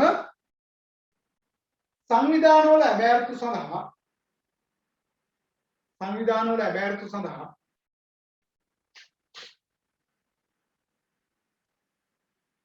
අයදුම්කරුවන් ආකර්ෂණය කර ගැනීමේ කාර්යය. අයදුම්කරුවන් ආකර්ෂණය කර ගැනීමේ කාර්යය.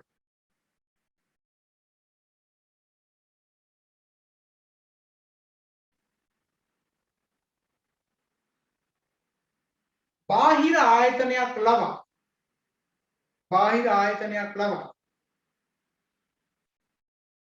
කරවා ගැනීම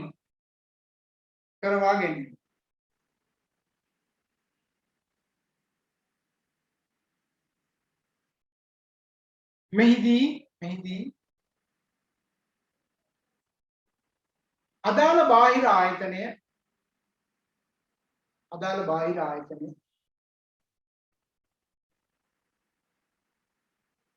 යම් ගාස්තුවක්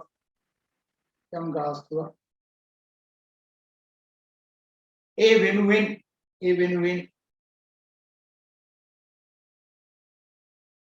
අය කරනු ලැබේ.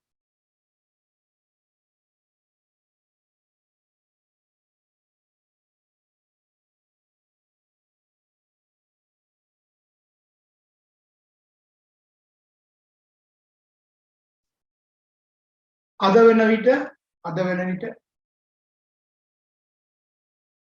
දක්ෂ සේවකයෝ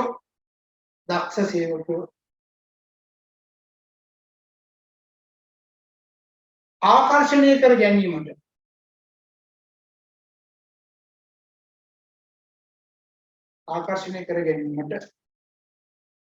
සංවිධාන වලට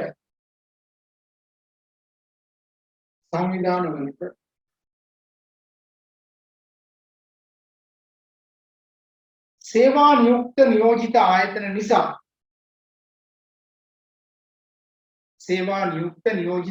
නිසා හැකියාව ලැබී ඇත.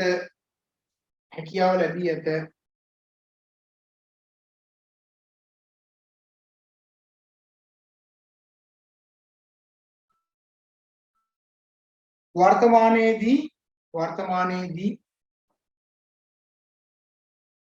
සේවා නියුක්ත නියෝජිත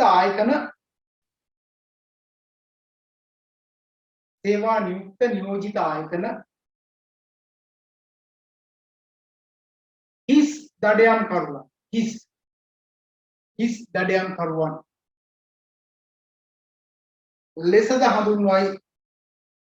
හිස් දඩයම් කරුවන් ලෙසද හඳුන්වයි. දැන් ඕක තියෙනවා. දැන් ඕක ඔය කියන්නේ මෙහෙම හිතන්නකො. දැන් මගේ ගෙදර වැඩේට මට වැඩ කරන එක්කෙනෙක් ඕනේ කියලා මම ආයතනයට කිව්වට පස්සේ ඒ ගෙදර වැඩ කරන ආයතනයේ එක්කෙනෙක් එවනවා ටක් ගාලා නේ. එයා දන්නවා මේ ගෙදරට වැඩ කරන්න පුළුවන් මේ වගේ එක්කෙනෙක්. මට සිකියුරිටි කෙනෙක් ඕනේ කියලා කිව්වට පස්සේ අපේ ගෙදරට සිකියුරිටි කෙනෙක් ටක් ගාලා එන්නේ. හරිද? මට මේසන් බාස් කෙනෙක් ඕනේ. ටක් ගාලා මේසන් බාස් කෙනෙක්. මට කාපෙන්ටර් කෙනෙක් ඕනේ. ඒතකොට මට ටක් ගාලා ඒ වඩුවෙක් ඕනේ. හරිද? ඒතර මේ වගේ අය ටක් ගාලා හොයලා දෙන්න. දැන් එහෙම නියෝජිත ආයතන ඒජන්සි ගොඩාක් තියෙනව නේද?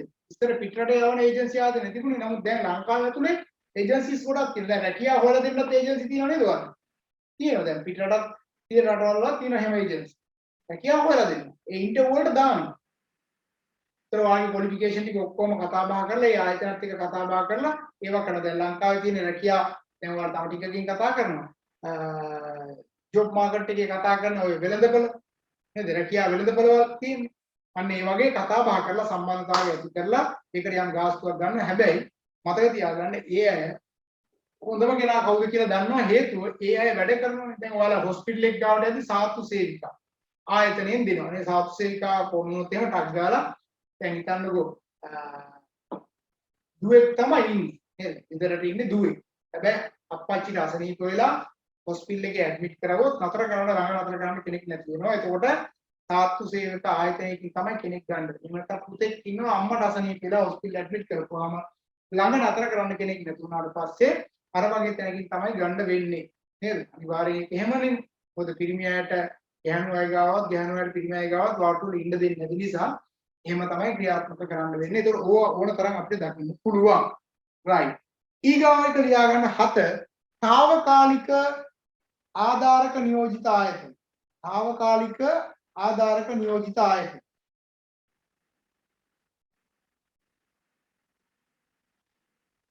తాවකාලික ආධාරක නියෝජිත ආයතන.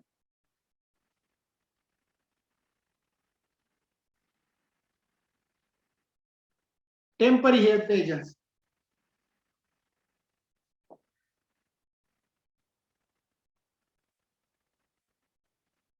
දැන් తాවකාලික ආධාරක නියෝජිත ආයතන කියන්නේ දැන් අපි ගන්නවා සේවකෙක් මගේ ආයතනයේ මාස 6කට විතර හිටියා නම් ඇති.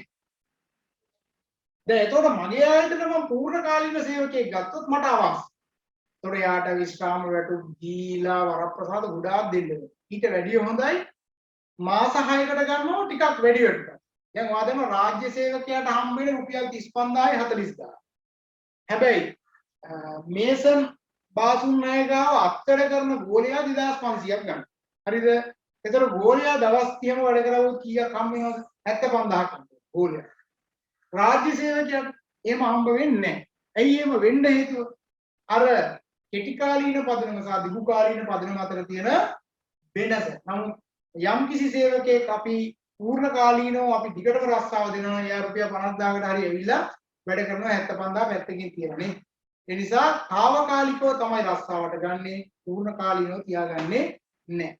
ලියාගන්න මෙහෙම වර්තමානයේදී බොහෝ ව්‍යාපාර සංවිධාන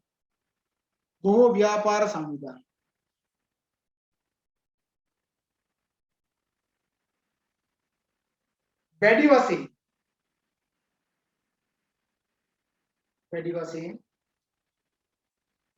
తాවකාලික සේවාදායකයින්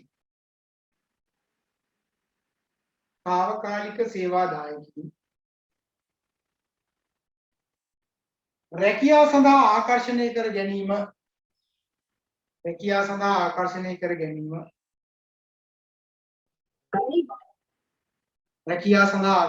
කර ගැනීම සිදු කරයි.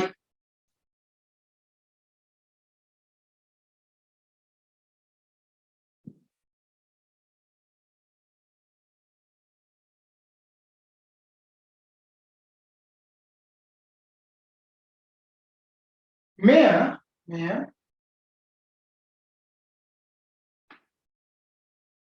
ව්‍යාපාර වලට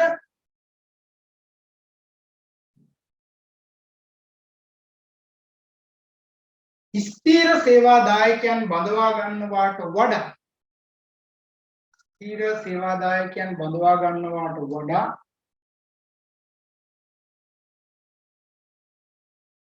සාපේක්ෂව වාසිදායක වේ.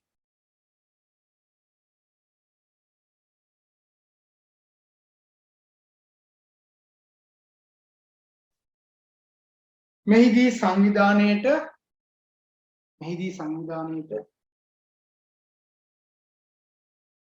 අවශ්‍ය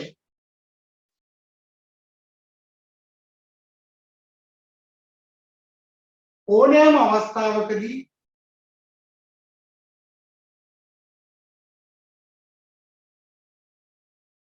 සේවකයන් ඉවත් කිරීමට හැකියාව පවතී.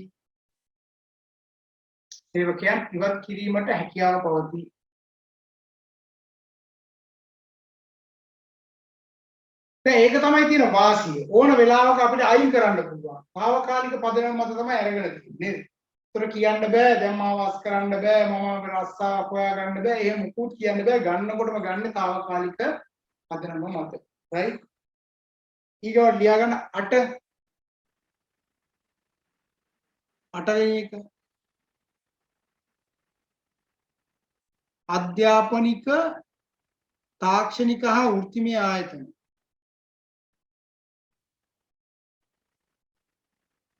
අධ්‍යාපනික තාක්ෂණික හා වෘත්තීය ආයතන එහෙම නැත්නම් වෘත්තිමය ආයතන.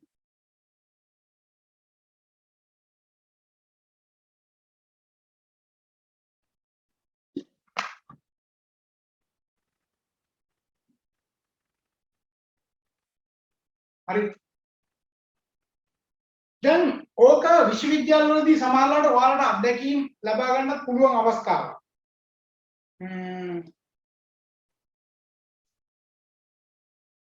විශ්වවිද්‍යාල තාක්ෂණික ආයතන මෙන්න මේ වගේ අධ්‍යාපන ලබන දරුවෝ ඉන්න තැන් වලට ඇවිල්ලා ආයතන විසින් තමන්ගේ ආයතනයේ තියෙන රැකියා පුරප්පාඩු ටික සඳහන් කරලා ඔවුන්ව එතනින්ම බඳවා ගැනීමේ වැඩපිළිවෙලක් තියෙනවා.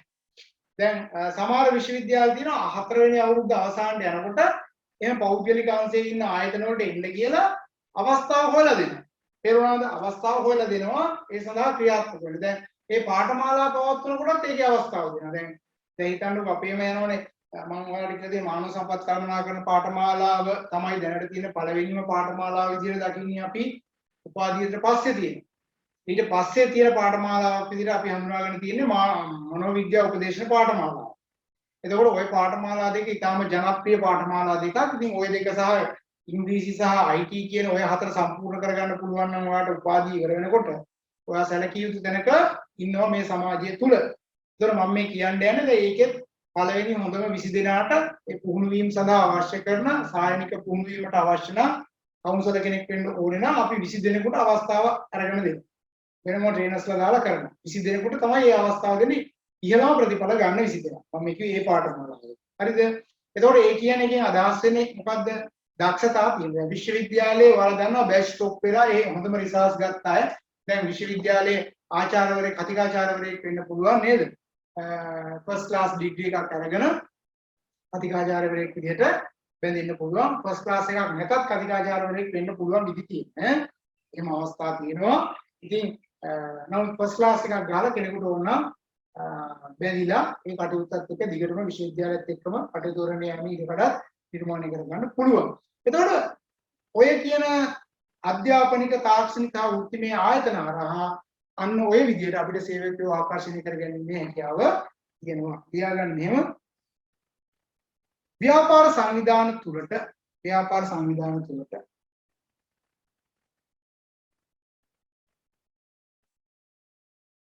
නවක දැනුම ලබා ගැනීම සඳහා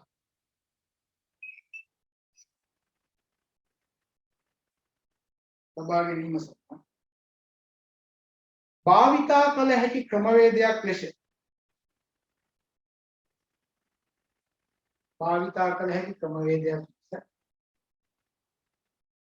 විශ්වවිද්‍යාල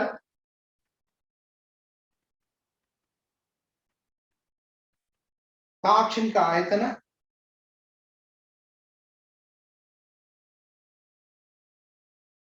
හා වෘත්තීය පාඨමාලා පවත්වනු ලබන ආයතන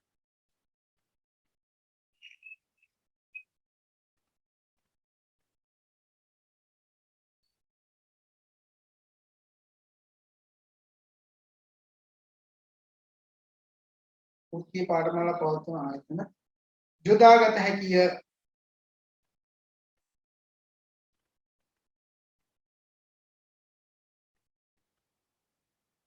මෙහිදී පාඨමාලා අවසන් කිරීමට නියමිත සිසුන්හට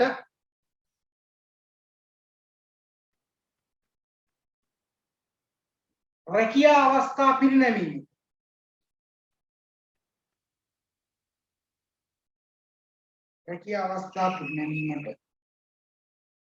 අදාළ ආයතන විසින්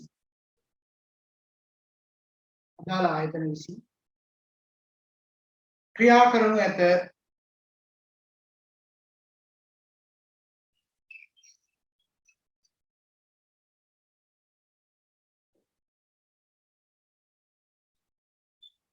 මේ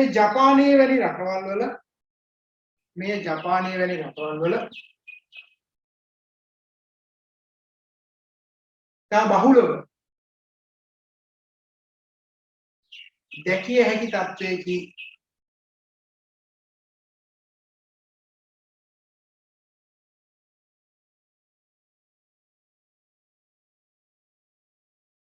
හරි දැන් ඔක අස්සේ තියෙනවා ගොඩාක්ම ලියන්න දෙන්න යන්නේ. දැන් ලංකාවේ වුණත් දැන් ෆයිනල් ඉයර් වගේ මැනේජ්මන්ට් වගේ කරන අයට එහෙම දානවා නේද? කලා විෂය දාරාන යම් ප්‍රමාණයකට අඩු වෙනවා. නමුත් වාණිජ්‍ය විෂය දාරාන යන්න වෙනවා නේද? ඉන්ටර්නල් කරනවා කියලා යන්නේ ළමයි. එතකොට ඒක කරනකොට අන්තිමේදී දැන් දක්ෂයෙක් විදිහට ගිහිල්ලා තමන් වැඩ පෙන්නවුවොත් එතන සමානලාට ස්ථිර වෙන්නත් පුළුවන්. දැන් ඔයාලගේ ගත්තොත් එහෙම දැන් මේ HRM පාඨමාලාව හදාarලා ඔයාලට ට්‍රේනින් එකක් ගන්න පුළුවන් මාස 6ක් අවුරුද්දක් ගන්න. ඒකක් උනත් ඉස්සරහට ගන්න පුළුවන් ගැටලුවක් නැහැ. ඔයාලට පුළුවන් ලංකා බැංකුවේ හරි මහජන බැංකුවේ හරි ඉලෙක්ට්‍රිසිටි බෝඩ් එකේ හරි වෝටර් බෝඩ් එකේ හරි එතකොට ඔය රජයේ කච්චියේ කර ඕනම රජයේ ආයතනක ඒ වගේම පෞද්ගලික ආයතන තියෙනවා මාස් ටෙන්ඩෙක්ස් ඔය ලීනියා ඔය වගේ තියෙන ඕනම ආයතනයකට ගිහිල්ලා විශේෂයෙන්ම මේ අපේ ඩිප්ලෝමා එක අපි හදාarලා තියෙනවා කියලා කියපු ගමන් ඔයාලට ඇත්තටම ට්‍රේනින් වලට එන්න කියනවා. හරි ඒකේ සැලරි එකකුත් ඔයාලට හම්බ වෙනවා. එතකොට එන්න කිව්වට පස්සේ ලෙටර් එකක් අනිවාර්යෙන් ඉල්ලගෙන එන්න කියනවා. මේ අපෙන් තමයි මේ ලෙටර් එක දෙන්න ඕනේ. මම ගිහින් ලෑස්ති කරලා දුන්නාට පස්සේ ඔයාලට මේ ලෙටර් එක දීුවට පස්සේ ඔයාලට ඒකේ රස්සාව හම්බ වෙනවා. හැබැයි ඒක తాවකාලිකව අවුරුද්දකට වගේ තමයි සීමා වෙන්නේ. ඒ අවුරුද්ද ගිහිල්ලා මම මේ කියන්නේ වෝටර් බෝඩ් එකේ ඉලෙක්ට්‍රිසිටි බෝඩ් එකේ එහෙම තම පත්තිම් තීර කරගත්ත දක්ෂයෝ ඉන්නවා. ඒකේ දක්ෂතාවය නේද? මාස් එකේ බ්‍රැන්ඩ් එකේ වගේ ගිහිල්ලා එහෙම ස්ථිර කරගත්ත ගොඩාක් ඉන්නවා. හරි? එතකොට ඉහළ වැටුපකුත් හම්බ වෙනවනේ. ඒතර ඒක ගන්න පුළුවන් දක්ෂතාවය හැම වෙලාවෙම ඔයා විසින් නිර්මාණය කරගන්න ඕනේ. ඒකයි මම කියන්නේ. කවුරුන් විසින්ම නිර්මාණය කරන්නේ නැහැ. ඔයා විසින් තමයි නිර්මාණය කරගන්න ඕනේ. ඔයා අවංකව කැප වෙලා වැඩ කරන්න පුළුවන් වගේ පෙන්නනවා වගේම ඔයාගේ දැනුම හැකියාව ඔයා ඉහළ මට්ටමින් තියාගත්තොත් ඔයාට පුළුවන් මේ ආයතනය තුල වැජබෙන්න. right? ඔන්න ඕකයි ඊගාව කාරණා. ඊගාවට යන්නේ අපි පාරිභෝගිකයන් කස්ටමර්ස්. තවත් සමහර අය පාරිභෝගිකයන් කියනවා අපේ ආයතනයේ රැකියා පුරප්පාරු කීපයක් තියෙනවා. ඒකට සුදුසු අය තෝරලා දෙන්න කියනවා. හරිද?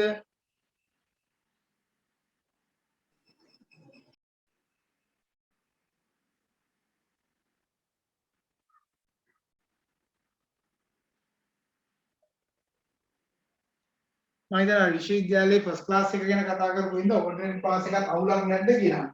නේද? උපාධියේ කිසි ප්‍රශ්නයක් නැහැ. අපි ඔකට කියන්නේ පෙරේත පාදයෙන් හරි උපාධිය දාගත්තා නම් උපාධිය තමයි. නමුත් මතක තියාගන්න විශ්වවිද්‍යාලයේ උපාධියේ ලංකාවේ තියෙන ඇතැම් තනතුරු සඳහා උපාධියේ ක්ලාස් එකක් තියෙන අයට විතරක් ඇප්ලයි කරන්න පුළුවන් තනතුරු තියෙනවා. දැන් බොහෝ ඔය විදායක මට්ටමේ තනතුරු වලට ඇප්ලිකේෂන් කෝල් කරද්දී මම දැකලා තියෙනවා සෙකන්ඩ් ඔෆර් එකක්වත් තියෙනවා. සෙකන්ඩ් ක්ලාස් එකක් තියෙනවා නම් දාන්න. සෙකන්ඩ් ක්ලාස් එකක් නැත්තම් බෑ. ක්ලාස් එකක් නැත්තම් බෑ කියලා. ඒකයි ෆස්ට් ක්ලාස් එකක්, සෙකන්ඩ් ක්ලාස්, සෙකන්ඩ් එකක් අප එකක් හරි කමක්. එහම තියෙනවා නම් ඒ අයට විදායක මට්ටමේ සමහර තනතුරු වලදී සලකා බැලීමක් කරනවා. එහෙම නැත්නම් ලංකාවේ සාමාන්‍ය මට්ටමේ සලකන උපාධිය විතරයි. මේ උපාධිය විතර කින් සෑහීමකටපත් නොවි දැන් කාට හරි සාමාන්‍ය උපාධිය අරගෙන ඊට පස්සේ ඕනේ නම් MSc එකක් හරි MBA එකක් හරි එහෙම කරන්න පුළුවන්. MA එකක් හරි කරන්න පුළුවන්. ඒකද එහෙම ගිහිල්ලා යම් දවසක PhD එකක් කරන්න පුළුවන් නේද? PhD එකක් හරි දෙකක් හරි කරලා ඒ තැන් වලට එන්න පුළුවන්. ඉතින් ඒ නිසා සාමාන්‍ය උපාධිය කියන එක ගැටලුවක් නෙවෙයි. නමුත් අර වගේ ක්ලාස් එකක් ගන්න පුළුවන් නම් හොඳයි. ඔයාලා උනන්දු උත්සාහයත් එක්ක ඔයා යන්න. ඉතින් අවශ්‍ය කරන ඇවරේජ් එක තියාගෙන යන්න. මොකද හැම වෙලාවෙම මම එකයි කියන්නේ දක්ෂයාට විතරයි. දැන් මේකේ HRM එකේ උපරිමයට යන්න. දැන් ගිය සති දෙකකට උඩදී ඔයාලට කලින් පටන් ගත්ත බැච් එකේ මිඩ් එක්සෑම් එක තිබ්බා. ඉතින් ඒකේ ලකුණු මම හිතන්නේ වැඩිම ලකුණු 97 හිටියා. 97 ඉද්දි අවම ලකුණු 40න් බේරිච්ච දෙන්නෙක් දෙකෝද හිටියා. ඒ අවම ලකුණු 40ක් ගන්න ඕනේ. 40න් බේරිච්ච දෙන්නෙක් වගේ හිටියා. අනිත් අයන ලකුණු ඉතින් මම හිතන්නේ 80 ගණන් 70 ගණන් කීප දෙනෙක් හැරෙන්න අනිත් අය ඔක්කොම ඒ හොඳ රිසල්ට්ස් තිබ්බා. නමුත් අර දෙන්න මම හිතන්නේ පන්ති වලට සහභාගී වීමේ අඩුවක් හරි මොකක් හරි හේතුවක් මත කොහොම හරි හැබැයි ඒ දෙන්නත් පාස් ප්‍රශ්නයක් නැහැ. ෆයිනල් එක්සෑම් එකේදී හොඳටම වැඩේ කරගත්තා නම් හරි. ඒ නිසා අපි අර ඉගෙන ගන්න දේ උපරිමයෙන්ම කරලා දැන් ගියපාර බැච් එකේ දැන් කොන්වොකේෂන් වල දන්නවනේ කොන්වොකේෂන් තිබ්බා BMICH එකේ. එතකොට HRM එකේ ඔක්කොටම ඒ සාමාර්ථ ගන්න පුළුවන්කම තිබුණා. ඉතින් එතෙන්ද ගියා ළමයි. මම උගන්වන දේවල් එක්ක ඇත්තටම ඔයාලට භාගයට කිව්වේදී පේපර් කතා කරනවා. එන්න පුළුවන් ඒවා ගෙස් කරලා දෙනවා. එතකොට අනිවාර්යයෙන්ම ඔයාලට බැරිකමක් නැහැ. හරියට මේ ලෙක්චර්ස් ටිකට හරියට ජොයින් වුණා නම් ඔයාලට මේ වැඩේ ගොඩ දා ගන්න පුළුවන්. නැත්නම් ඔයාලට ඩිප්ලෝමා එකක් ගන්නවා කියන එක ලීසි වැඩක් නෙවෙයි. පුදුම කට්ටක් නේ කන්න තියෙන්නේ. ඒ නිසා අද එහෙම කට්ට කන්න නැතුව ඔයාලට පුළුවන් පහසුවෙන් මේ වැඩේ කරගන්න මේ මාත් එක්ක මේ රැඳිලා ඉන්න එකත් එක්ක. ඉතින් මම ඔයාලට අවශ්‍ය කරන රෙකෝඩින් ටිකක් දෙනවා, නෝට් ටිකක් දෙනවා නේද? ලෙක්චර්ස් ටික හරියටම කරනවා. ඒ වගේම ඔයාලා දන්නවා මම ඔයාලට දැන් කිව්වොත් එහෙනම් ඔයාලගේ විභාගයට අවශ්‍ය කරන ඩේට් එක ෆික්ස් කරලා ඉවරයි. මිඩ් එක්සෑම් එක කවද්ද කියලා. එතකොට මිඩ් එක්සෑම් එක ඔයාලගේ තියෙන දවස ෆික්ස් කරලා එහෙන් ඒවලා තියෙන්නේ. එතකොට මේ මිඩ් එක අනිවාර්යයෙන් එදාට තියෙනවාමයි. ඔයාලගේ මිඩ් එක වැටෙන්නේ අගෝස්තු 14. අගෝස්තු 14 මිඩ් එක්සෑම් එක තියෙනවා. එතකොට අගෝස්තු 7 වෙනිදා වෙනකොට ඔයාලගේ කතා කරන්න ඕනේ කරුණු කාරණා ටික කතා කරලා ඉවර කරන්න ඕනේ. දැන් මම මේ වෙනකොට ඔයාලගේ කතා කරලා තියෙනවා ඉන්ට්‍රොඩක්ෂන් එක කරා HRM එක ඉවැලුවේෂන් එක කතා කරා ෆන්ක්ෂන් ටික කතා කරා ජොබ් ඇනලයිස් කතා කරා planning කතා කරා, other equipment කතා කරනවා, ඊට පස්සේ තියෙනවා selection, hiring and induction, ඊට පස්සේ appreciation and managing performance, job evaluation, compensation management, training and development, discipline management, employee movements, employee health and safety, welfare, employee grievance, employee relation ගැන කතා කරපුවාම ওই මූලික කරුණු කාරණා ටික ඉවර වෙනවා. නමුත් ওই ටික ඉවර වෙනකොට 14 වෙනිදාට එක්සෑම් ඩේට් එක ෆික්ස් කරලා තියෙනවා. ඒ නිසා ගැටලුවක් නැහැ. මේකේ යන විදිහට යනවා. ඒවා කිසිම තැනක අඩු වෙන්නේ වැඩි වෙන්නේ මොකුත් නැහැ, නැති වෙන්නේ නැහැ. එහෙනම් මම බාරගත්ත වැඩේ මම කරනවා වගේම අනිවාර්යයෙන්ම ආයතනත් බැඳිලා ඉන්නවා. හරියට මේ දවස්වල එක්සෑම් එක තියලා ඉවර කරන්න. කොරෝනා කාලේත් අපි හරියටම මේ දවසේම එක්සෑම් ටික දීලා. එහෙනම් මේකේ වැඩ පිළිවෙලක් තියෙනවා. දැන් ඔයාලා මේක ඇතුළට ඇවිල්ලා ඉන්නවා. දැන් ඉගෙන ගන්නවා. දැන් සති 6ක් ගිහිල්ලා මාස එකමාරක්, තව මාස එකමාරක්, මාස දෙකකට පස්සේ ඔය කියන එක්සෑම් එක එනවා. ඒ වෙනකොට ඔයාලා කටයුතු කරන්න ඕන විදියක් තියෙනවා. දැන් නෝට් එක සති 8 වෙද්දී ඊගාව නෝට් 4 හම්බ වෙනවා. ඈ 8 වෙද්දී ඉතුරු 4 හම්බ වෙනවනේ. පේමන්ට්ස් ගැන කතා කරලා තිබුණා. පේමන්ට්ස් ගැන දැන් ඔයාලා පේමන්ට්ස් කරගෙන යන්න. දැන් සමහර ළමයි මම හිතන්නේ 6000 8000 10000 එහෙම ගෙවාගෙන යනවා. ගැටලුවක් නැහැ. මොකද අගෝස්තු 14 තියෙන මිඩ් එක්සෑම් එක වෙනකොට ඔයා රුපියල් 9000 ගෙවලා තිබ්බා නම් ඇති. එතකොට ඊට කලින් ඔයා ගෙවලා ඇඩ්මිෂන් එක සති දෙකකට කලින් ඇඩ්මිෂන් ඉෂුව කරනවානේ. එතකොට ඊට කලින් ඇඩ්මිෂන් එක ගන්න ගෙවලා තියාගන්න. දැම්ම 10000 ගෙවුවා කියන්නේ ඔයා මූලික පේමන්ට් එක කරලා ඉවර 9000 ගෙවලා ඉවරයිනේ. ඒ නිසා අන්තිම මොහොත වෙනකන් ඉන්නේ නැතුව ඒක ගෙවලා තියලා තියන්න ප්‍රශ්නයක් නැහැ. හරි? ඔයාලේ රිසිට් එක ඔක්කොම ඒවා හම්බ වෙනවා. හැබැයි රිසිට් මෙහෙට ගෙවුවට පස්සේ ඒ රිසිට් එක ඒකවලා ඔයාලට ඒ කොපිය සොෆ්ට් කොපි එක ඔයාලට ඕනවා. හරි? එහෙනම් දැන් ඔයාලා රෙජිස්ටර් වෙලා ඔයාලා නම්බර් එකක් තියෙනවා. ඔයාලා ගෲප් එකට ඇඩ් කරලා ඉන්නවා. ඒ වගේම විභාගෙට කිව්වදී ඔයාගේ එක්සෑම් එක වෙනම ඇඩ් කරනවා. එක්සෑම් එකට එන්න බැරි වුණොත් මේකප් ටෙස්ට් එකක් වෙනම අරේන්ජ් කරලා දෙනවා. ඉතින් මේ පහසුකම් ටික ඔක්කොම මේක අතේ තියෙනවා. ඒ නිසා පේමන්ට් ගෙවන ගැන අහලා තිනවා. පේමන්ට් කරගෙන යන්න ගැටලුවක් නැහැ දැන්. හරි? දැන් මේ පුදුම ඉක්මනින් ගෙවලා ඉවර කරලා තියාගන්න. Excuse me sir. සර් මේ අපි මේ පේමන්ට් එක කරා හරිද? එතකොට එතනින් අපිට කිසිම මේ බිල් එකක් මේවා කරලා අපිට WhatsApp එකකින් දුන්නේ නැහැ සර්. ඔව් WhatsApp එකේ එවනවද? ඔයා ඕක යවුවා රිසිට් එක යවුවා නේද? 72යි 62 නම්බරේට. 62 නම්බරේට යවුවානේ. ඔව් මං යවුවා සර්. ඒකට යවුවා. ඒකේ වෙන්නේ ඇත්තටම ඔය රිසිට් එක ආපහු මහරගම ආපහු වෙනම පොතක ලියනවා.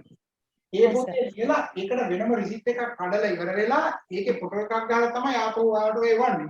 ඒතර මේ ප්‍රොසෙස් එක ඇත්තටම ටිකක් සංකීර්ණ වෙලා තියෙන හේතුව වෙන මොනවද නේ? ඔයා මෙහෙට දාපු ගමන් ඕකේ ප්‍රශ්නයක් නැහැ. ඒවනවා ලේට් වෙන්නේ. හේතුව දැන් අපේ බෑච් 4ක් යනකොට ළමයි ඉන්නවා 2000ක් විතර. ඒතකොට දවස ගාන වැටෙනවා. හරි?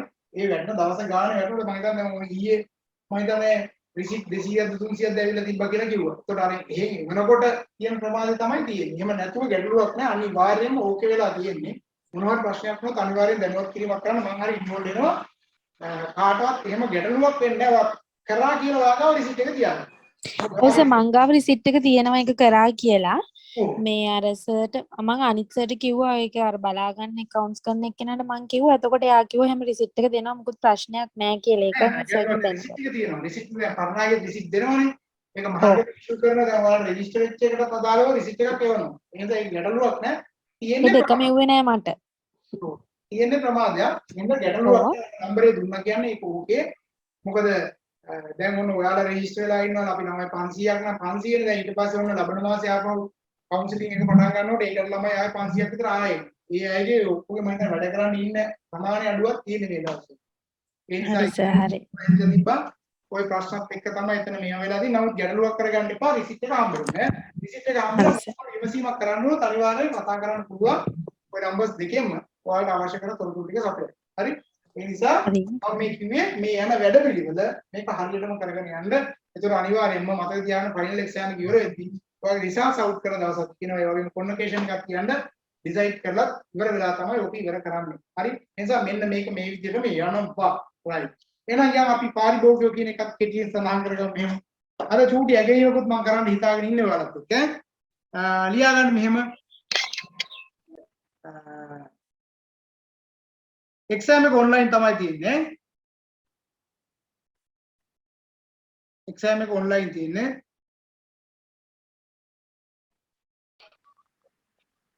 පසුගිය කොන්වොකේෂන් එක බලන්න පුළුවන්. කිසි ප්‍රශ්නයක් නැහැ. මම වෙලාවක ඔයාලට ඒ වගේ වීඩියෝස් ටිකක් එහෙම දාන්නම්කෝ. ඉංග්‍රීසි කෝස් එක පිළිබඳව මම දැනුවත් කිරීමක් කරන්න IT එකක් නම් අපි මේක අස්සෙම අපි කතා කරන්න බලාපොරොත්තු වෙන්නේ. හරි. මෙහෙම ලියා ගන්න.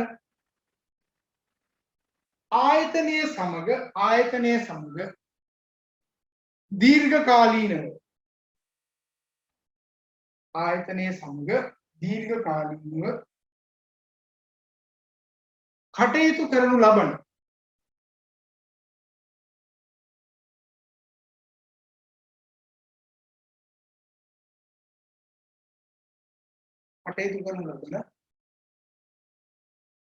පාරිභෝගිකයන් හරහා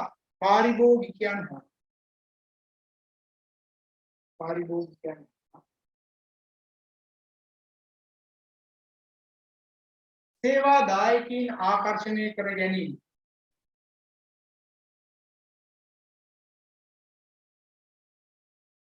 මෙහිදී සිදුවේ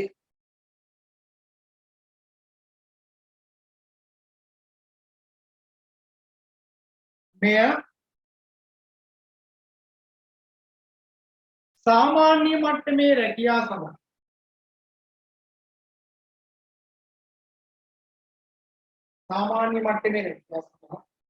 යොදාගත හැකි අතර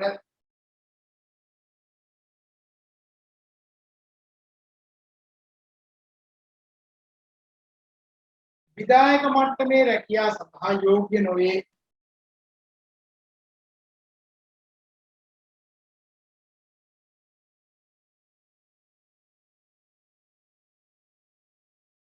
දැන් ඔය කඩවල වල රස්සාවලට වගේ ඔක හොඳයි නේද?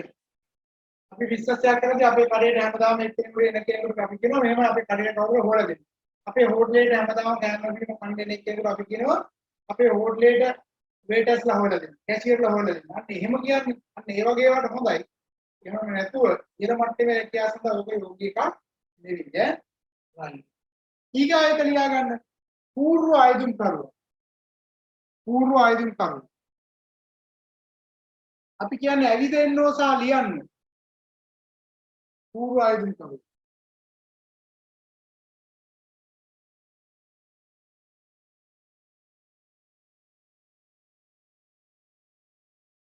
මම ඔයාලට කියන්නේ මෙන්න මේ පූර්ව ආයුධම් කරුවෙක් වෙන්න කියලා. ඒතකොට සංවිධානය පිළිබඳ උනන්දුවක් දක්වන අය හැබැයි නැතුණත් ඇප්ලිකේෂන් එකක් දාලා. ඇප්ලිකේෂන් දාලා තියෙනවා සම්පත් බැංකුවට කොමර්ෂල් බැංකුවට ඇඩ්මිනිස්ට්‍රේෂන් බැංකුවට ඇප්ලිකේෂන් දාලා. කාලෙට මම කියන්නේ දාන්න කියලා දාලා තියෙනවා. ඒතකොට වේකන්සියක් ආපු ගමන් සමහර වෙලාවට එයාලා කරන්නේ එළියට ඒක දැනුවත් කරන්නේ නැතුව අර ඇප්ලිකේෂන් ගොඩෙන්න එකතු කරලා බලලා හොඳ කෙනෙක් ඉන්නවා නම් ඩක් ගාලා පොල්. ඔය ඇවිදින්නෝ කියලා කියන්නේ සමහර වෙලාවට වේකන්සිස් දෙනවා කියලා දන්නේ ගිහිල්ලා කතා කරලාම රැකියාවක් කියනවා දෙන්න බැයි ඒක බලෙන් ඉල්ලනවා. ඒ නිසා සමහර තැන්වල ඔයාලා දැකලා තියෙනවා බෝඩ් දාලා තියෙනවා රැකියාව බැරතු නැත විමසීමේ වලකින කියලා. ඒක නිතරම අහන්නේ සමහර සයිට් වල ඉන්නේ. ඒ නිසා කරදරයක් වෙන ගානකට මෙහෙම හොයාගෙන ඉනයි. දැන් මට මතකයි මමත් ඔය උපාධියම ඉවර කරලා අපි කීප දෙනෙක් එකතු වෙලා ඇප්ලිකේෂන් එකම හදාගෙන කෙලවරගෙන ඉඳන් දීගෙන යනවා. මේ පැත්තෙන් පටන් ගත්තාම එයා පැත්තට කම්පැනි වලට දීගෙන යනවා. සමහරවිට ඉන්ටර්විව් වලට කෝල් කරනවා දන්නේත් නැහැ. ඇයි මේ වෙලාවේ දීලා ගියේ මතකත් නැහැ. හරි? නමුත් එම දෙනවා. ඒතකොට ඇවිදින්නෝ කියලා කියන්නේ සමහර වෙලාවට ඇත්තටම අපි කියන තට්ටු කරලා කතා කරනකොට වේකන්සියක් තිබිලා ඒ වෙලාවෙම හම්බෙච්ච වෙලාවක් තියෙනවා. හරි? ඒවා යම් මට්ටමේ රැකියාව හොඳම රැකියාවෙන්නේ නැහැ. නමුත් හොඳම රැකියාව වුණොත් අවස්ථා එහෙම තියෙන්න පුළුවන්. මට මතකයි මම එහෙම ඉවර වෙලා ගියාට පස්සේ රැකියාවක් තිබුණා කළමනාකරන තනතුර.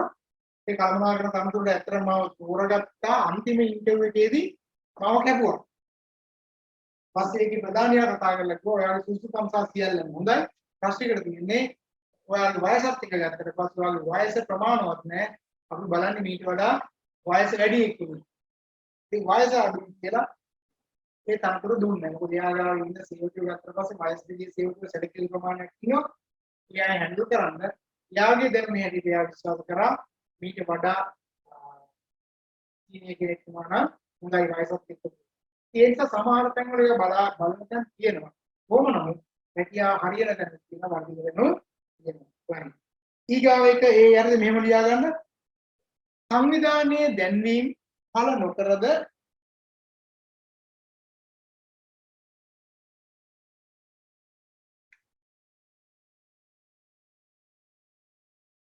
සංවිධානයේ දැන්වීම පළ නොකරද හැබෑර්තු සඳහා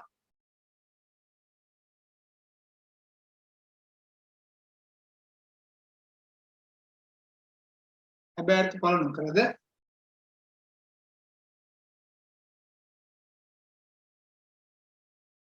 තම ජීවදත්ත අයදුම් පත්‍ර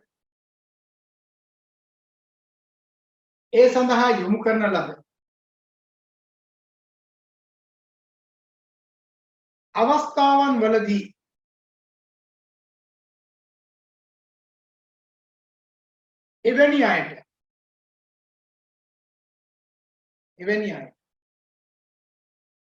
එවැනි අය කියලා දන්නේ එවැනි අය රැකියාව සඳහා ආකර්ෂණය කර ගැනීම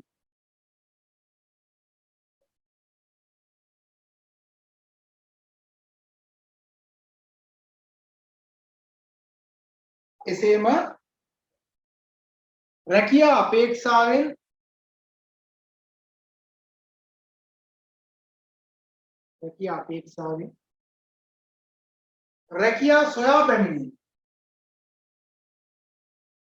රැකියා සොයා පැමිණෙන අය සඳහා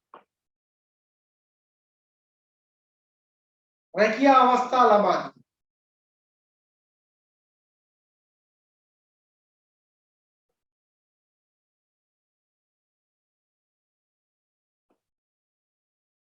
දී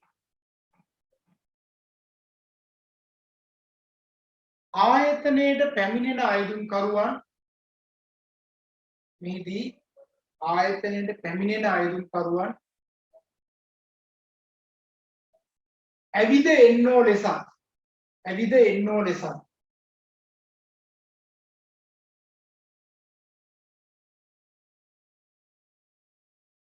අයදුම්පත් යොමු කරන අය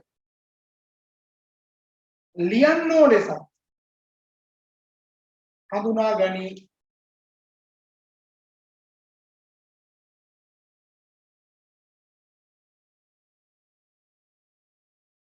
මේ ටික කතා කරලා චූටි ඇගීමක් තියෙනවා මම ඔයාලත් එක්ක කරන ඈ. ඒක අනිවාර්ය කම්පල්සරි එකක් නෙවෙයි මේ අද පන්තියේ ඉන්න අයට කරන එක. ඉතින් අද පන්තියට ආව නැති අයට ඒක කරන්න බෑ. ඉන්න අයට කරන්න පුළුවන්. ඉච්චරයි ඈ. ඒක අනිත් අයට ඒක වෙනම කරන්නේත් නෑ. අද පන්තියේ ඉන්න අයට විතරයි. හරි. ඊගායකට අපි යමු. රැකියා පොළවල් ජොබ් කැලිෆෙයාස් කියලා තමයි ජොබ් මාකට් කියලා කියනවා.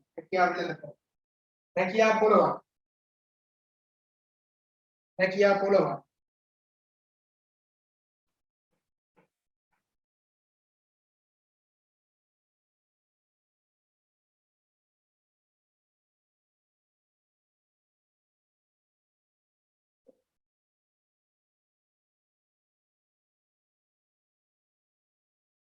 දැන් ඔය රැකියා පොළවල් ගැන ඔයාලා දන්නවනේ. දැන් ඔයාලා ග්‍රාම සේවක මහත්තයාගේ දැන්වීම් පූර්වයේ විශේෂයෙන්ම ඔය ග්‍රාම ජාතික තරුණ සේවා සභාවේ ගොඩාක් වෙලාවට ඕක සංවිධානය කරනවා.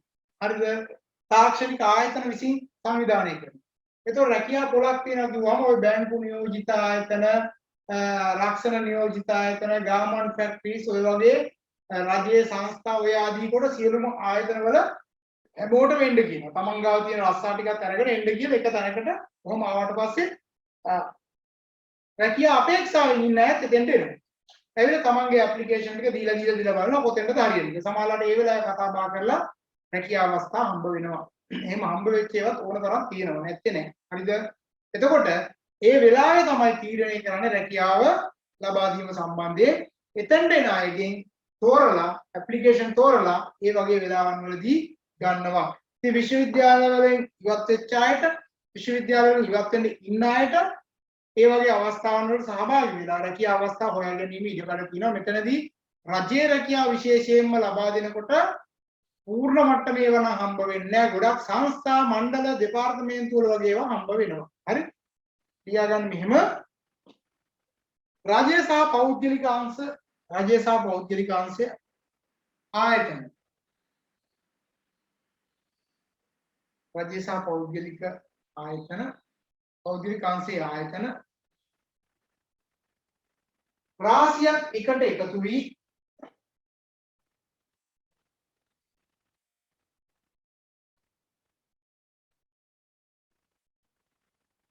තම ආයතනවල පවතින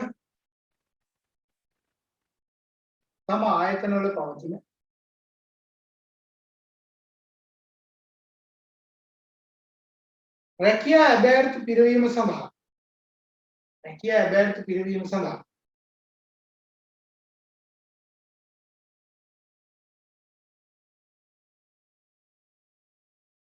සුදුසු පුද්ගලයන් ආකර්ෂණය කර ගැනීම සිදු කරයි.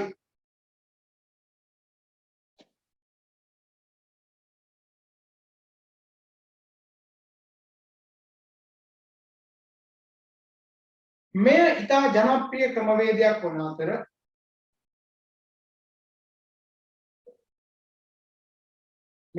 ජනප්‍රිය ක්‍රමවේදයක් වන අතර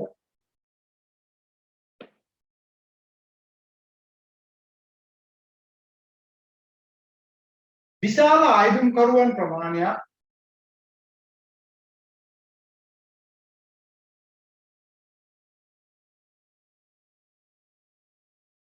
එක් ස්ථානයකට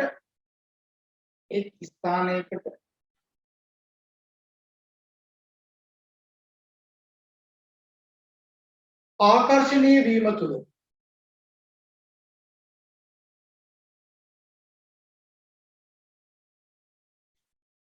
ආයතන වලටද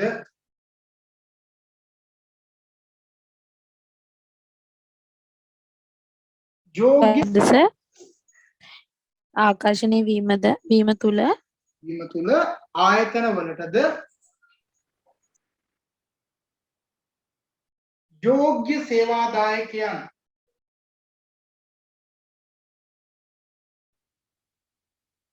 බඳවා ගැනීමට ඉඩකඩ හිමි වේ.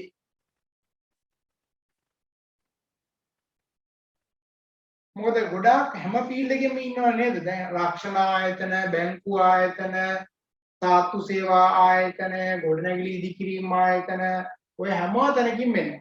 ඔය මෝටර් මැකැනික් ඔය වගේ දේවල් හැම තැනකින්ම එනකොට විවිධ දක්ෂතා තියන අය එනවා. ඒකෝර සමානලාට බහුවිධ දක්ෂතා තියන අය ඉන්නවා. ඒතොර එයා අපේක්ෂා කරන තැනකට ඔක වෙන්න ඉඩකඩ හම්බ වෙනවා. හරි? ඊගාවට ලියන්න බාහිර සේවාදායක යොමු.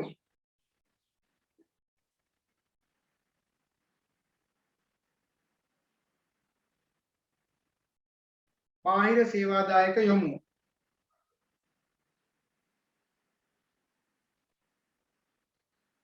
එතකොට මේක අපේත් එක්ක ඉන්න අය නෙවෙයි හැබැයි එළියේ ඉන්න අය හරහා අපි ගෙන්වා ගැනීමේ වැඩ පිළිවෙල.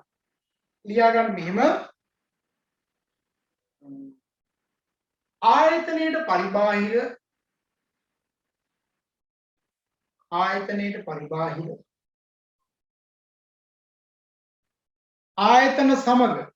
ආයතන සමග සමීපව කටයුතු කරන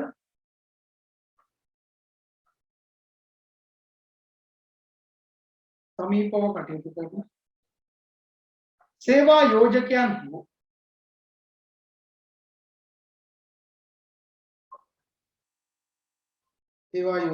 හෝ සේවාදායකයන්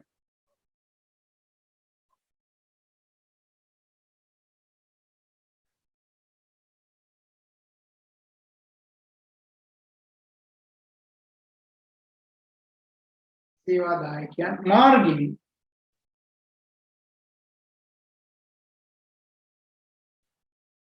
ආයුධකරුවන් ආකර්ෂණය කර ගැනීම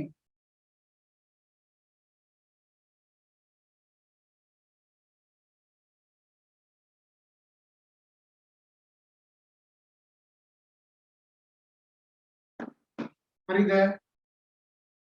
දැන් ඔය කියන ශිල්ප ක්‍රම වලින් එකක් හරි දෙකක් හරි කිහිපයක් හරි යෝග්‍ය එකක් ඕනම සංවිධානයකට කරන්න පුළුවන්. Tamanට රස්සා දෙන්න දීනවා නම් ආයතනයේ ASCII එහෙම කතා කරලා දෙන්න පුළුවන්. දැන් ඔය පාවිච්චි කරපු ක්‍රම වලින් ඕනම එකක් අරගෙන ඒවා ඇත්තටම හොඳයිද නැද්ද කියලා කාට හරි ඕනනම් බලන්න. හරිද? දැන් මේ කතා කරපු 1 2 3 4 5 ඔය විදිහටම හරිද? ඔය විදිහට මම කතා කරවුවොත් එහෙම ඔය 12ම කියලා හිතන්නකෝ. හරි? ඔය 12ම. එතකොට ඔය 12 ගැන කතා කරද්දී මේකෙන් ආපු ආයුධ පත්‍ර සංඛ්‍යාව කීයද? මෙයා කොච්චර කාලයක්ද හිටියේ? මෙයා කොච්චර කාලයක්ද හිටියේ? මේ සභාව ගිය පිරිවැය කීයද? මේ ඔක්කොම අපිට ඕන නම් ඇනලයිස් කරන්න පුළුවන් නේ. පිරිවැය කීයක් ගියද? ඇප්ලිකේෂන් කීයක් ආවද? ඇප්ලිකේෂන් බලව ගත්තා කොච්චර කාලයක් අපිත් එක්ක හිටියද? මේ ආදී විදිහට සලකා බලලා අපිට පුළුවන් ඕනේ නම් වඩාත්ම හොඳ කොයි ක්‍රමයේද කියලා තීරණය කරන්න. නමුත් ඔයාලා දන්නවා ගාමන් ෆැක්ටරි වගේ ගත්තොත් එහෙම මේ පැත්තෙන් ඇප්ලිකේෂන් කෝල් කරලා ඇතුළට එනවා මේ පැත්තෙන් එළියට. නේ? ඒතකොට හරිම අමාරුයි දැන් මේ වගේ. හැම වෙලාවෙම ගාලා තියෙනනේ අර පෝස්ටර් කට් අවුට් ගාලා තියෙන්නේ. අපි වරුවයි වැඩ නේද? මෝටර් සයිකලේ කියම ලස්සන ගෑනු ළමයි කියම දාලා ඉඳගෙන ඉන්නවා. කෑම දෙනවා නේද? බීම දෙනවා. ඊට පස්සේ නවාතැන් දෙනවා, ප්‍රවාහන පාසුකම් දෙනවා කියලා. ඒකල හේතුව දැන් හිතන්නකො මෙහෙන් ඇප්ලිකේෂන් 500ක් මේක ඇතුළට ආවොත් එහෙම සමහර වෙලාවට මාස 6කට පස්සේ මෙතනින් එළියට යනවා 400ක්. රැඳෙන ප්‍රමාණය 100ක්. දැන් ඕක සිද්ධ වෙනවා A level ඉවර වෙනවා. A level ඉවර වෙච්ච ගම ඉස්කෝලේ ගිහින් ඉවර වෙච්ච ගමන් ගාමන් ෆැක්ටරි වලට මේ ගෑනු ළමයි යනවා. විශේෂයෙන් මේක අපි හොයලා තියෙනවා. මේකට ගියාට පස්සේ රිසල්ට්ස් එනකොට මාස 6කට විතර පස්සේ මෙතනින් එළියට එනවා. ඒ එළියට යන ළමයිගෙන් අහපුවාම ඇතුළට එන්න හේතුව. ඔයාලට හිතා ගන්න පුළුවන් සමහර ළමයි යුත්තර. සමහර ළමයි ගාමන් ෆැක්ටරියේ වැඩට ගිහිල්ලා තියෙන කොණ්ඩේ හදාගන්න. ඇයි කියලාම කොණ්ඩේ ස්ට්‍රේට් කරගන්න ඕන ඉඳ තමයි රස්තාව. ඒකට අවශ්‍ය කරන සැලූන් එකට ගාස්තුව හොයන්න. තව සමහරේ ස්මාර්ට් ෆෝන් එකක් ගන්න. මේ ස්මාර්ට් ෆෝන් එකක් අරන් ඇතුළේම අවශ්‍ය කරන දේවල් ටික සම්පාදනය කරලා කසාදෙකුත් කරගෙන සමහර අය එළියට යනවා. ඒතර ලොකු විෂන් එකක් තියාගෙන නෙවෙයි ඇවිල්ලා. ඉතින් එහෙම ආයෙ ටක් ගාලා වෙනස් වෙනවනේ. ඒ රස්සා දිගු කාලීනව කර. ඒතර මේක ඇත්තටම දිගු කාලීනව රැඳෙන ප්‍රමාණය බොහොම අතලොස්සක්. ඒ නිසා ගාමන් ෆැක්ටරි විශේෂයෙන්ම එන ප්‍රමාණය යන ප්‍රමාණය ගත්තට පස්සේ වැඩි රඳවා තබා ගැනීම සඳහා විශාල වෙහෙසක් දරනවා ඒ ආයතන. ඉතින් ඔය වගේ තවත් ආයතන තියෙනවා දැන් ක්ලීනින් සර්විස් වගේ ආයතන, සිකියුරිටි සේවා සපයන ආයතන මේ වගේ රඳවා තබා ගැනීමට සෑහෙන අමාරු සේවක. ඉතින් ඒ නිසා යනවා එඳ හැමදාම කෝල් කරනවා එන්න ගන්නවා. ඉතින් සේවකයෝ ගන්නවා පිටිකාරී. ඒතර මේ වගේ හම් වෙන සුබ සාධන පහසුකම් වගේ දේවල් ගත්තොත් එහෙම මේ ගාමන් ෆැක්ටරියක් පස්සේ සමානලාට සේවකාර සුබ සාධනය කියන එකට එහා ගිහිල්ලා අර පීඩනය කියන එක තමයි සේවකයන්ට වැඩි වෙන්නේ. ඒතර පීඩනය දරා ගන්න බැරි අය කොහොමද මේක ඉන්නේ නැහැ. ඒතර එන ඕකේ ඵලදායීතාවය ඕනේ නම් ඇදීමට ලක් කරන්න පුළුවන්. කල්යන් මෙහෙම තියාගන්න සේවාදායක ආකර්ෂණ මූලාශ්‍රයන් වල සඵලදායීත්වය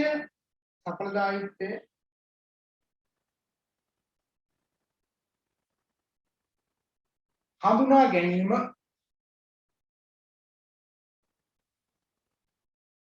සංවිධාන විසින් සිදු කළ යුතු අතර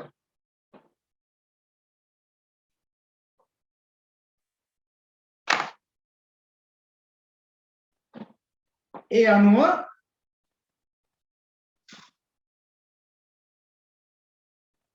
වඩාත් යෝග්‍ය ශිල්පීය ක්‍රමය පොඩ කලින්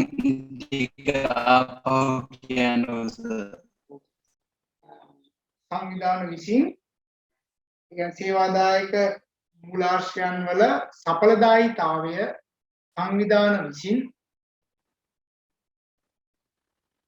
හඳුනාගත යුතු කියලා හඳුනාගත යුතු අතර නැත්නම් හඳුනාගත යුතු අතර ඒ අනුව වඩාත් යෝග්‍ය ශිල්පකම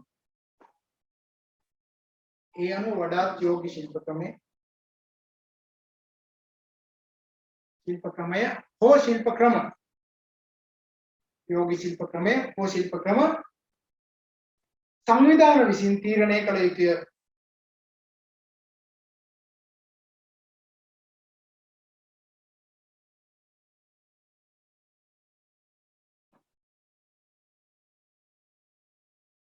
මෙහිදී පිරිවැය ප්‍රතිලාභ විශ්ලේෂණයක් සිදු කිරීම වැදගත් වේ.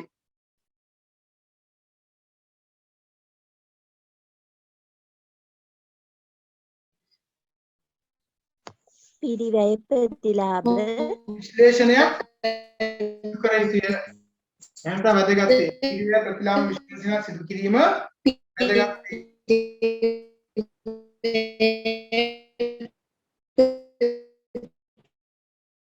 ප්‍රතිලාභ සිදු කිරීම වැදගත් වේ.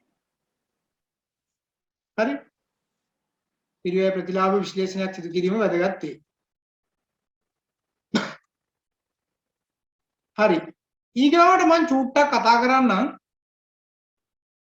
සමහර වෙලාවට අපි සේවකයෝ එළියෙන් ගන්න නැතුව ඇතුළෙන්ම ගන්නවා නේද? ඉන්න සේවකයෙකුට අවස්ථාව දෙනවා. අපි ඒකට කියනවා අභ්‍යන්තරයෙන් සේවකයන් බඳවා ගැනීම.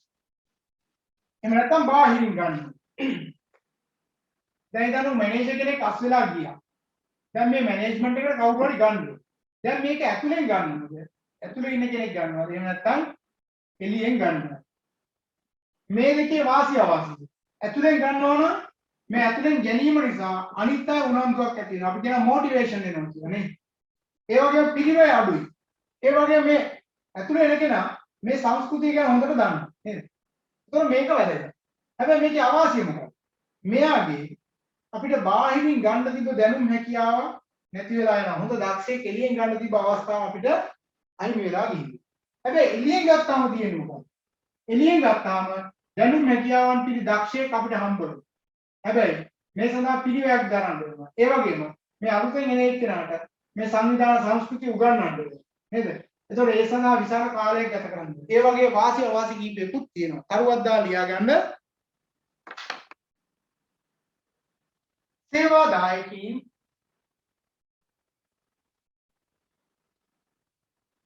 අභ්‍යන්තරයෙන් ආකර්ෂණය කර ගැනීම හා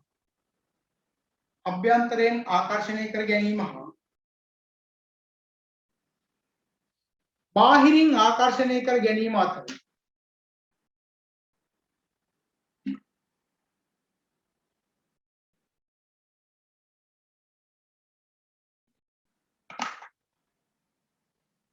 හඳුනාගත හැකි වාසි හා අවාසි කිහිපයකි.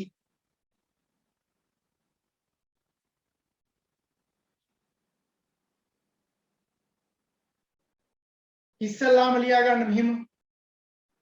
අභ්‍යන්තර සේවාදායක ආකර්ෂණීය වාසි.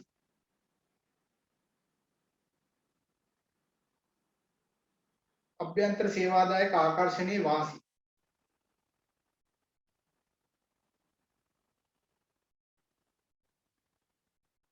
එක පිරිවැය අඩුවීම. පිරිවැය අඩුවීම.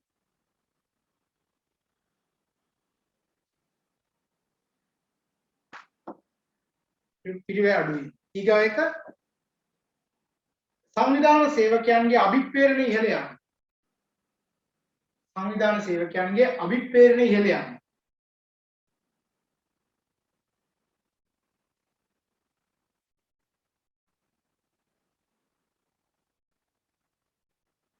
තුන ප්‍රවර්තන සේවාදායකීන්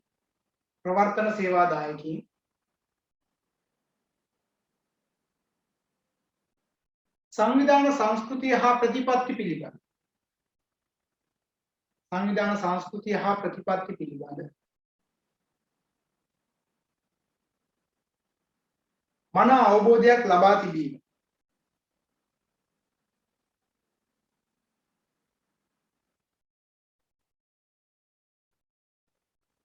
අවාසි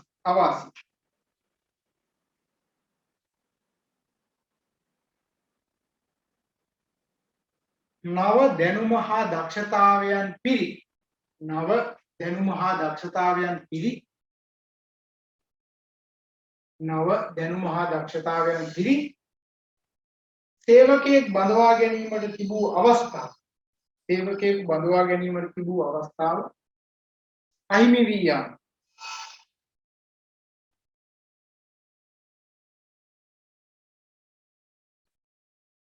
ඒ වගේම දැන් නියෝජ්‍ය විදුහල්පති වුණොත් එහෙම මේ විදුහල්පති වුණාට පස්සේ මෙයත් එක්ක එකට හිටපු අයගේ පිළිගැනීම මොකද වෙන්නේ? අඩු වෙනවා. ඊගාට ලියා ගන්න සම මට්ටමේ සිටි සේවකයන් සම මට්ටමේ සිටි සේවකයන්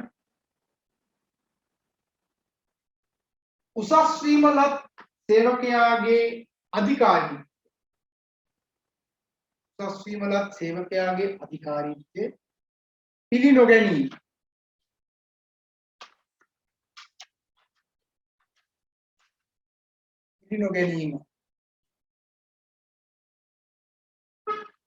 හරි. ඊගොල්ලෝ කියන බාහිර සේවාදායක ආකර්ෂණයේ වාසි.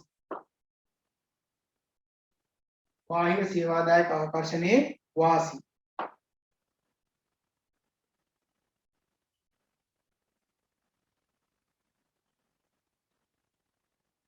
ලියන නව දැනුම හැකියාව සපි. නව දැනුම හැකියාව සපි. නව දැනුම හැකියාව සපි. සේවාදායකයෙකු බඳවා ගැනීම අවස්ථාව හිමිවීම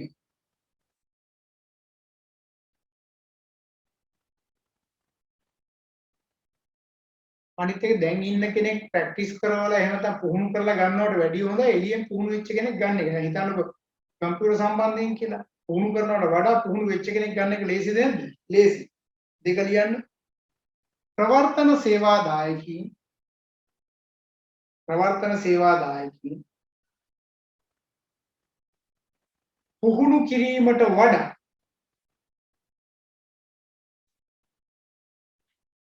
පුහුණු කිරීමට වඩා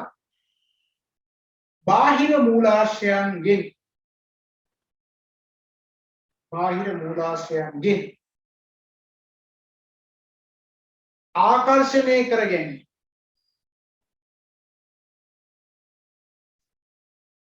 ආකර්ෂණය කර ගැනීම ආර්ථිකමය වශයෙන් වාසිදායක වේ. ඕවා තමයි තියෙන වාසි. ඊගොල්ලෝ කියන අවාසි.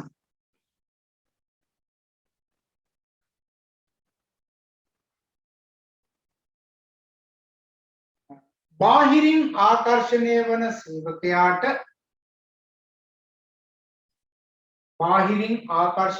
සේවකයාට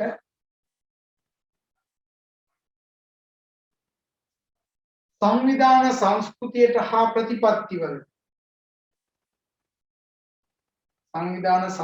හා ප්‍රතිපත්තිවලට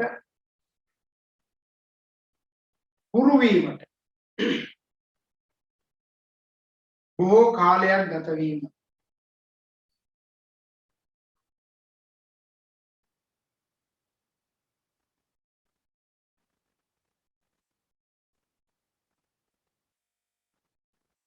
ඒ වගේම බාහිරින් ගත්තට පස්සේ අභ්‍යන්තරයේ ඉන්න අයගේ මොටිවේෂන් එක අඩු වෙනවා. ලියා ගන්න. බාහිරින් බඳවා ගැනීම නිසා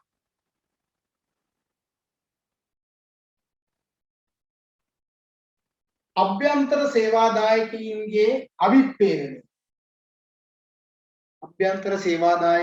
අවිප්පේරණය හීන වීම.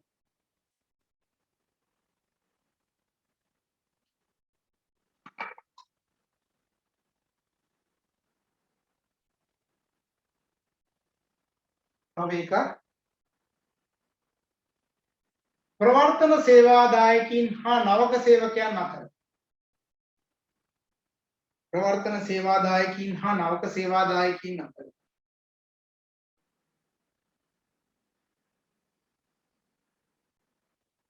සංස්කෘතිමය ගැටීම් ඇතිවීම එමෙත සංස්කෘතියින් අතර ගැටීම් ඇති සංස්කෘතියින් අතර ගැටීම් ඇති වෙනවා. දැන් ඔයාලා විශ්වවිද්‍යාලේ අලුතෙන් බැච් එකක් ආවට පස්සේ නේ ඒ අයගේ සංස්කෘතිය ගැලපෙන්නේ නැහැ. ඒ හින්දා විශ්වවිද්‍යාලයට ගැලපෙන පරිදි සංස්කෘතිය වෙනස් කරන්න කියලා තමයි රැක් කරන්නේ. ඒකලා හදලා ගන්නවා නේද? ඊට පස්සේ හැදෙනවා කියලා හිතාගෙන ඉන්නවා. නමුත් අවසානයේ හැදිච්ච කවුරුත් නැද්ද කොහොමද? හරි. රයිට්. එතකොට ඔය කරුණු කාරණා ටික වැදගත් වෙනවා. හරි. දැන් මම ඔයාලට කතා කරන්න යන්නේ විශේෂ කාරණාවක්. හරිද? විශේෂ කාරණාවක් 100 ගණනක් ඉන්නවා. අපි බලමු. ඉස්සල්ලාම කොලයක් ගන්නකො කොලයක් කියන්නේ නිකන් අයිල් කරන කොලයක් තිබ්බොත් ඇති ඈ. හරිද? කඩදාසි කොලයක් තිබ්බම ඇති නිකන් පොඩි කොලයක්. හරි. මොකුත් කරන්න දෙයක් නැහැ. කරන්න ඕන දේ මම පස්සේ කියන්නේ නිකන් කොලයක් ළඟ තියාගන්න එච්චරයි. හරි. වැඩකට නැති කොලයක්. හරි. අපි දන්නේ නැහැ කොතනින්ද එන්නේ කියලා. විභාගයට අපිට පොතක් දීලා අපිට කියන ප්‍රශ්න ටිකක් එනවා කියලා නේද? ඒතර එනවා කිව්වහම අපි ලෑස්ති වෙනවා කොකද කරන්න කියලා. ඒතකොට එන හැම එකක්ම අල්ලගන්න වෙනවා. දැන් ඔයාලා සෑහෙන ආයාසයක් දෙනවා. දැන් ඕක යාර රටක නමක් කියවනම් ඩග් ගාලා ඉතාලි කියලා ඔක්කොම වගේ කියන්නේ නේද? මම දැන් අවිස්සාවෙල්ල කියලා ගහලා තිබුණා. දැන් බස් එකේ මම සිමෙන්ති ගැන ඇහුවා නම් එහෙම දැන් මිට්සුයි කියලා සිමෙන්ති තිබුණා නේද? දැන් මමත් තීරණය කරනවා මොන ප්‍රශ්නද අහන්නේ නේ. ඒතර ඒ නිසා ප්‍රශ්න යොමු කරන කෙනා පිළිතුරු ලියන්න බලාගෙන ඉන්න කෙනා අතර ප්‍රශ්නයක් තියෙනවා. ඕක හරියටම අපි තේරුම් ගන්න ඕනේ. මම මේ කියන්නේ ලංකාවේ අධ්‍යාපන ක්‍රමයක් එක්ක අපි කටයුතු කරන්න ඕනේ. හැබැයි ඒ වගේ දැනුම වර්ධනය කරගන්න පුළුවන්. ඔයාලා අහලා තිබුණා එක්සෑම් එක ඔන්ලයින් කොහොමද තියන්නේ කියලා. එක්සෑම් එක ඔන්ලයින් එකේදී ඔන්ලයින් ඔයාලට පේපර් එක හම්බ වෙනවා. පේපර් එක හම්බ වෙච්ච වෙලාවෙ ඉඳන් ඔන්ලයින් ඉන්න ඕනේ නැහැ. ඒකලා සබ්මිට් කරන්න තියෙන්නේ. එහෙනම් ඒක ලොකු ප්‍රශ්නයක් නෙවෙයි. දැන් පෞද්ගලික කරපු අයත් ඉන්නවා. එයාගෙන් දැනගෙන අහගන්නත් පුළුවන්. හරි ප්‍රශ්නයක් නෑ. ඒක WhatsApp group එකක් හදලා එක්සෑම් group එකක් හදලා එක්සෑම් group එකට අපි පේපර් එකක් දානවා. මේ පේපර් එක ඇතුලේ ටග් ගාලා එයා ලියලා ඉවර වෙලා ආපහු අපිට සබ්මිට් කරන්න තියෙන්නේ. එහෙනම් ඒක ලොකු ඉෂුව එකක් නෙවෙයි. නමුත් ඔයාගේ දැනුම කෙටි කාලයක් තුල උරගාලා බලාගන්න පුළුවන්කම තියෙන්න ඕනේ ඔයාටම. හරි. එහෙනම් අද දවසේ මේ කටයුත්ත මෙතනින් ඉවර කරනවා. ලබන සතිය අපි ආපහු හම්බ වෙනවා. ඉරිදා උදේ 10 මාරට. හැබැයි ඒ අතරතුර අහපු ප්‍රශ්න වලට මම කිව්වොත් කවුන්සලින් එක පිළිබඳව උනන්දුවෙන් ඉන්න අය ඉන්නවා. ඒ අයට මම දැනුවත් කිරීමක් කරනවා. ලබන සතියේ නම් කවුන්සලින් ඇප්ලිකේෂන් ඉෂු කරනවා. පේමන්ට් කරන එක ගැන අහලා තිබුණා. පේමන්ට් ටික කරගෙන යන්න දැන් ගැටලුවක් නැහැ. මොනවද ඔයාලගේ එක්සෑම් එක තියෙනවා. අගෝස්තු 14 වෙනිදා අගෝස්තු පළවෙනි සතිය දෙවෙනි සතියේදී එක්සෑම් එක රෙඩි වෙන්න තියෙනවා. නිසා ඒකත් උදින් තියාගන්න. ලෙක්චර්ස් 8ක් සම්පූර්ණ වෙනකොට අනිවාර්යයෙන්ම ඔයාට තුරු නෝට් එක හම්බ වෙනවා. දැනට නෝට් එක හම්බෙච්ච නැති කවුරු හරි ඉන්නවනම් මෙසේජ් එකක් දාන්න ඒ නෝට් එක ගන්න පුළුවන්. හරි. එහෙනම් සම්බන්ධ වෙච්ච සියලු දෙනාට බොහොමත්ම ස්තුතියි. නැවත අපි හම්බ වෙනවා ලබන සතියේ උදේ 10 ට.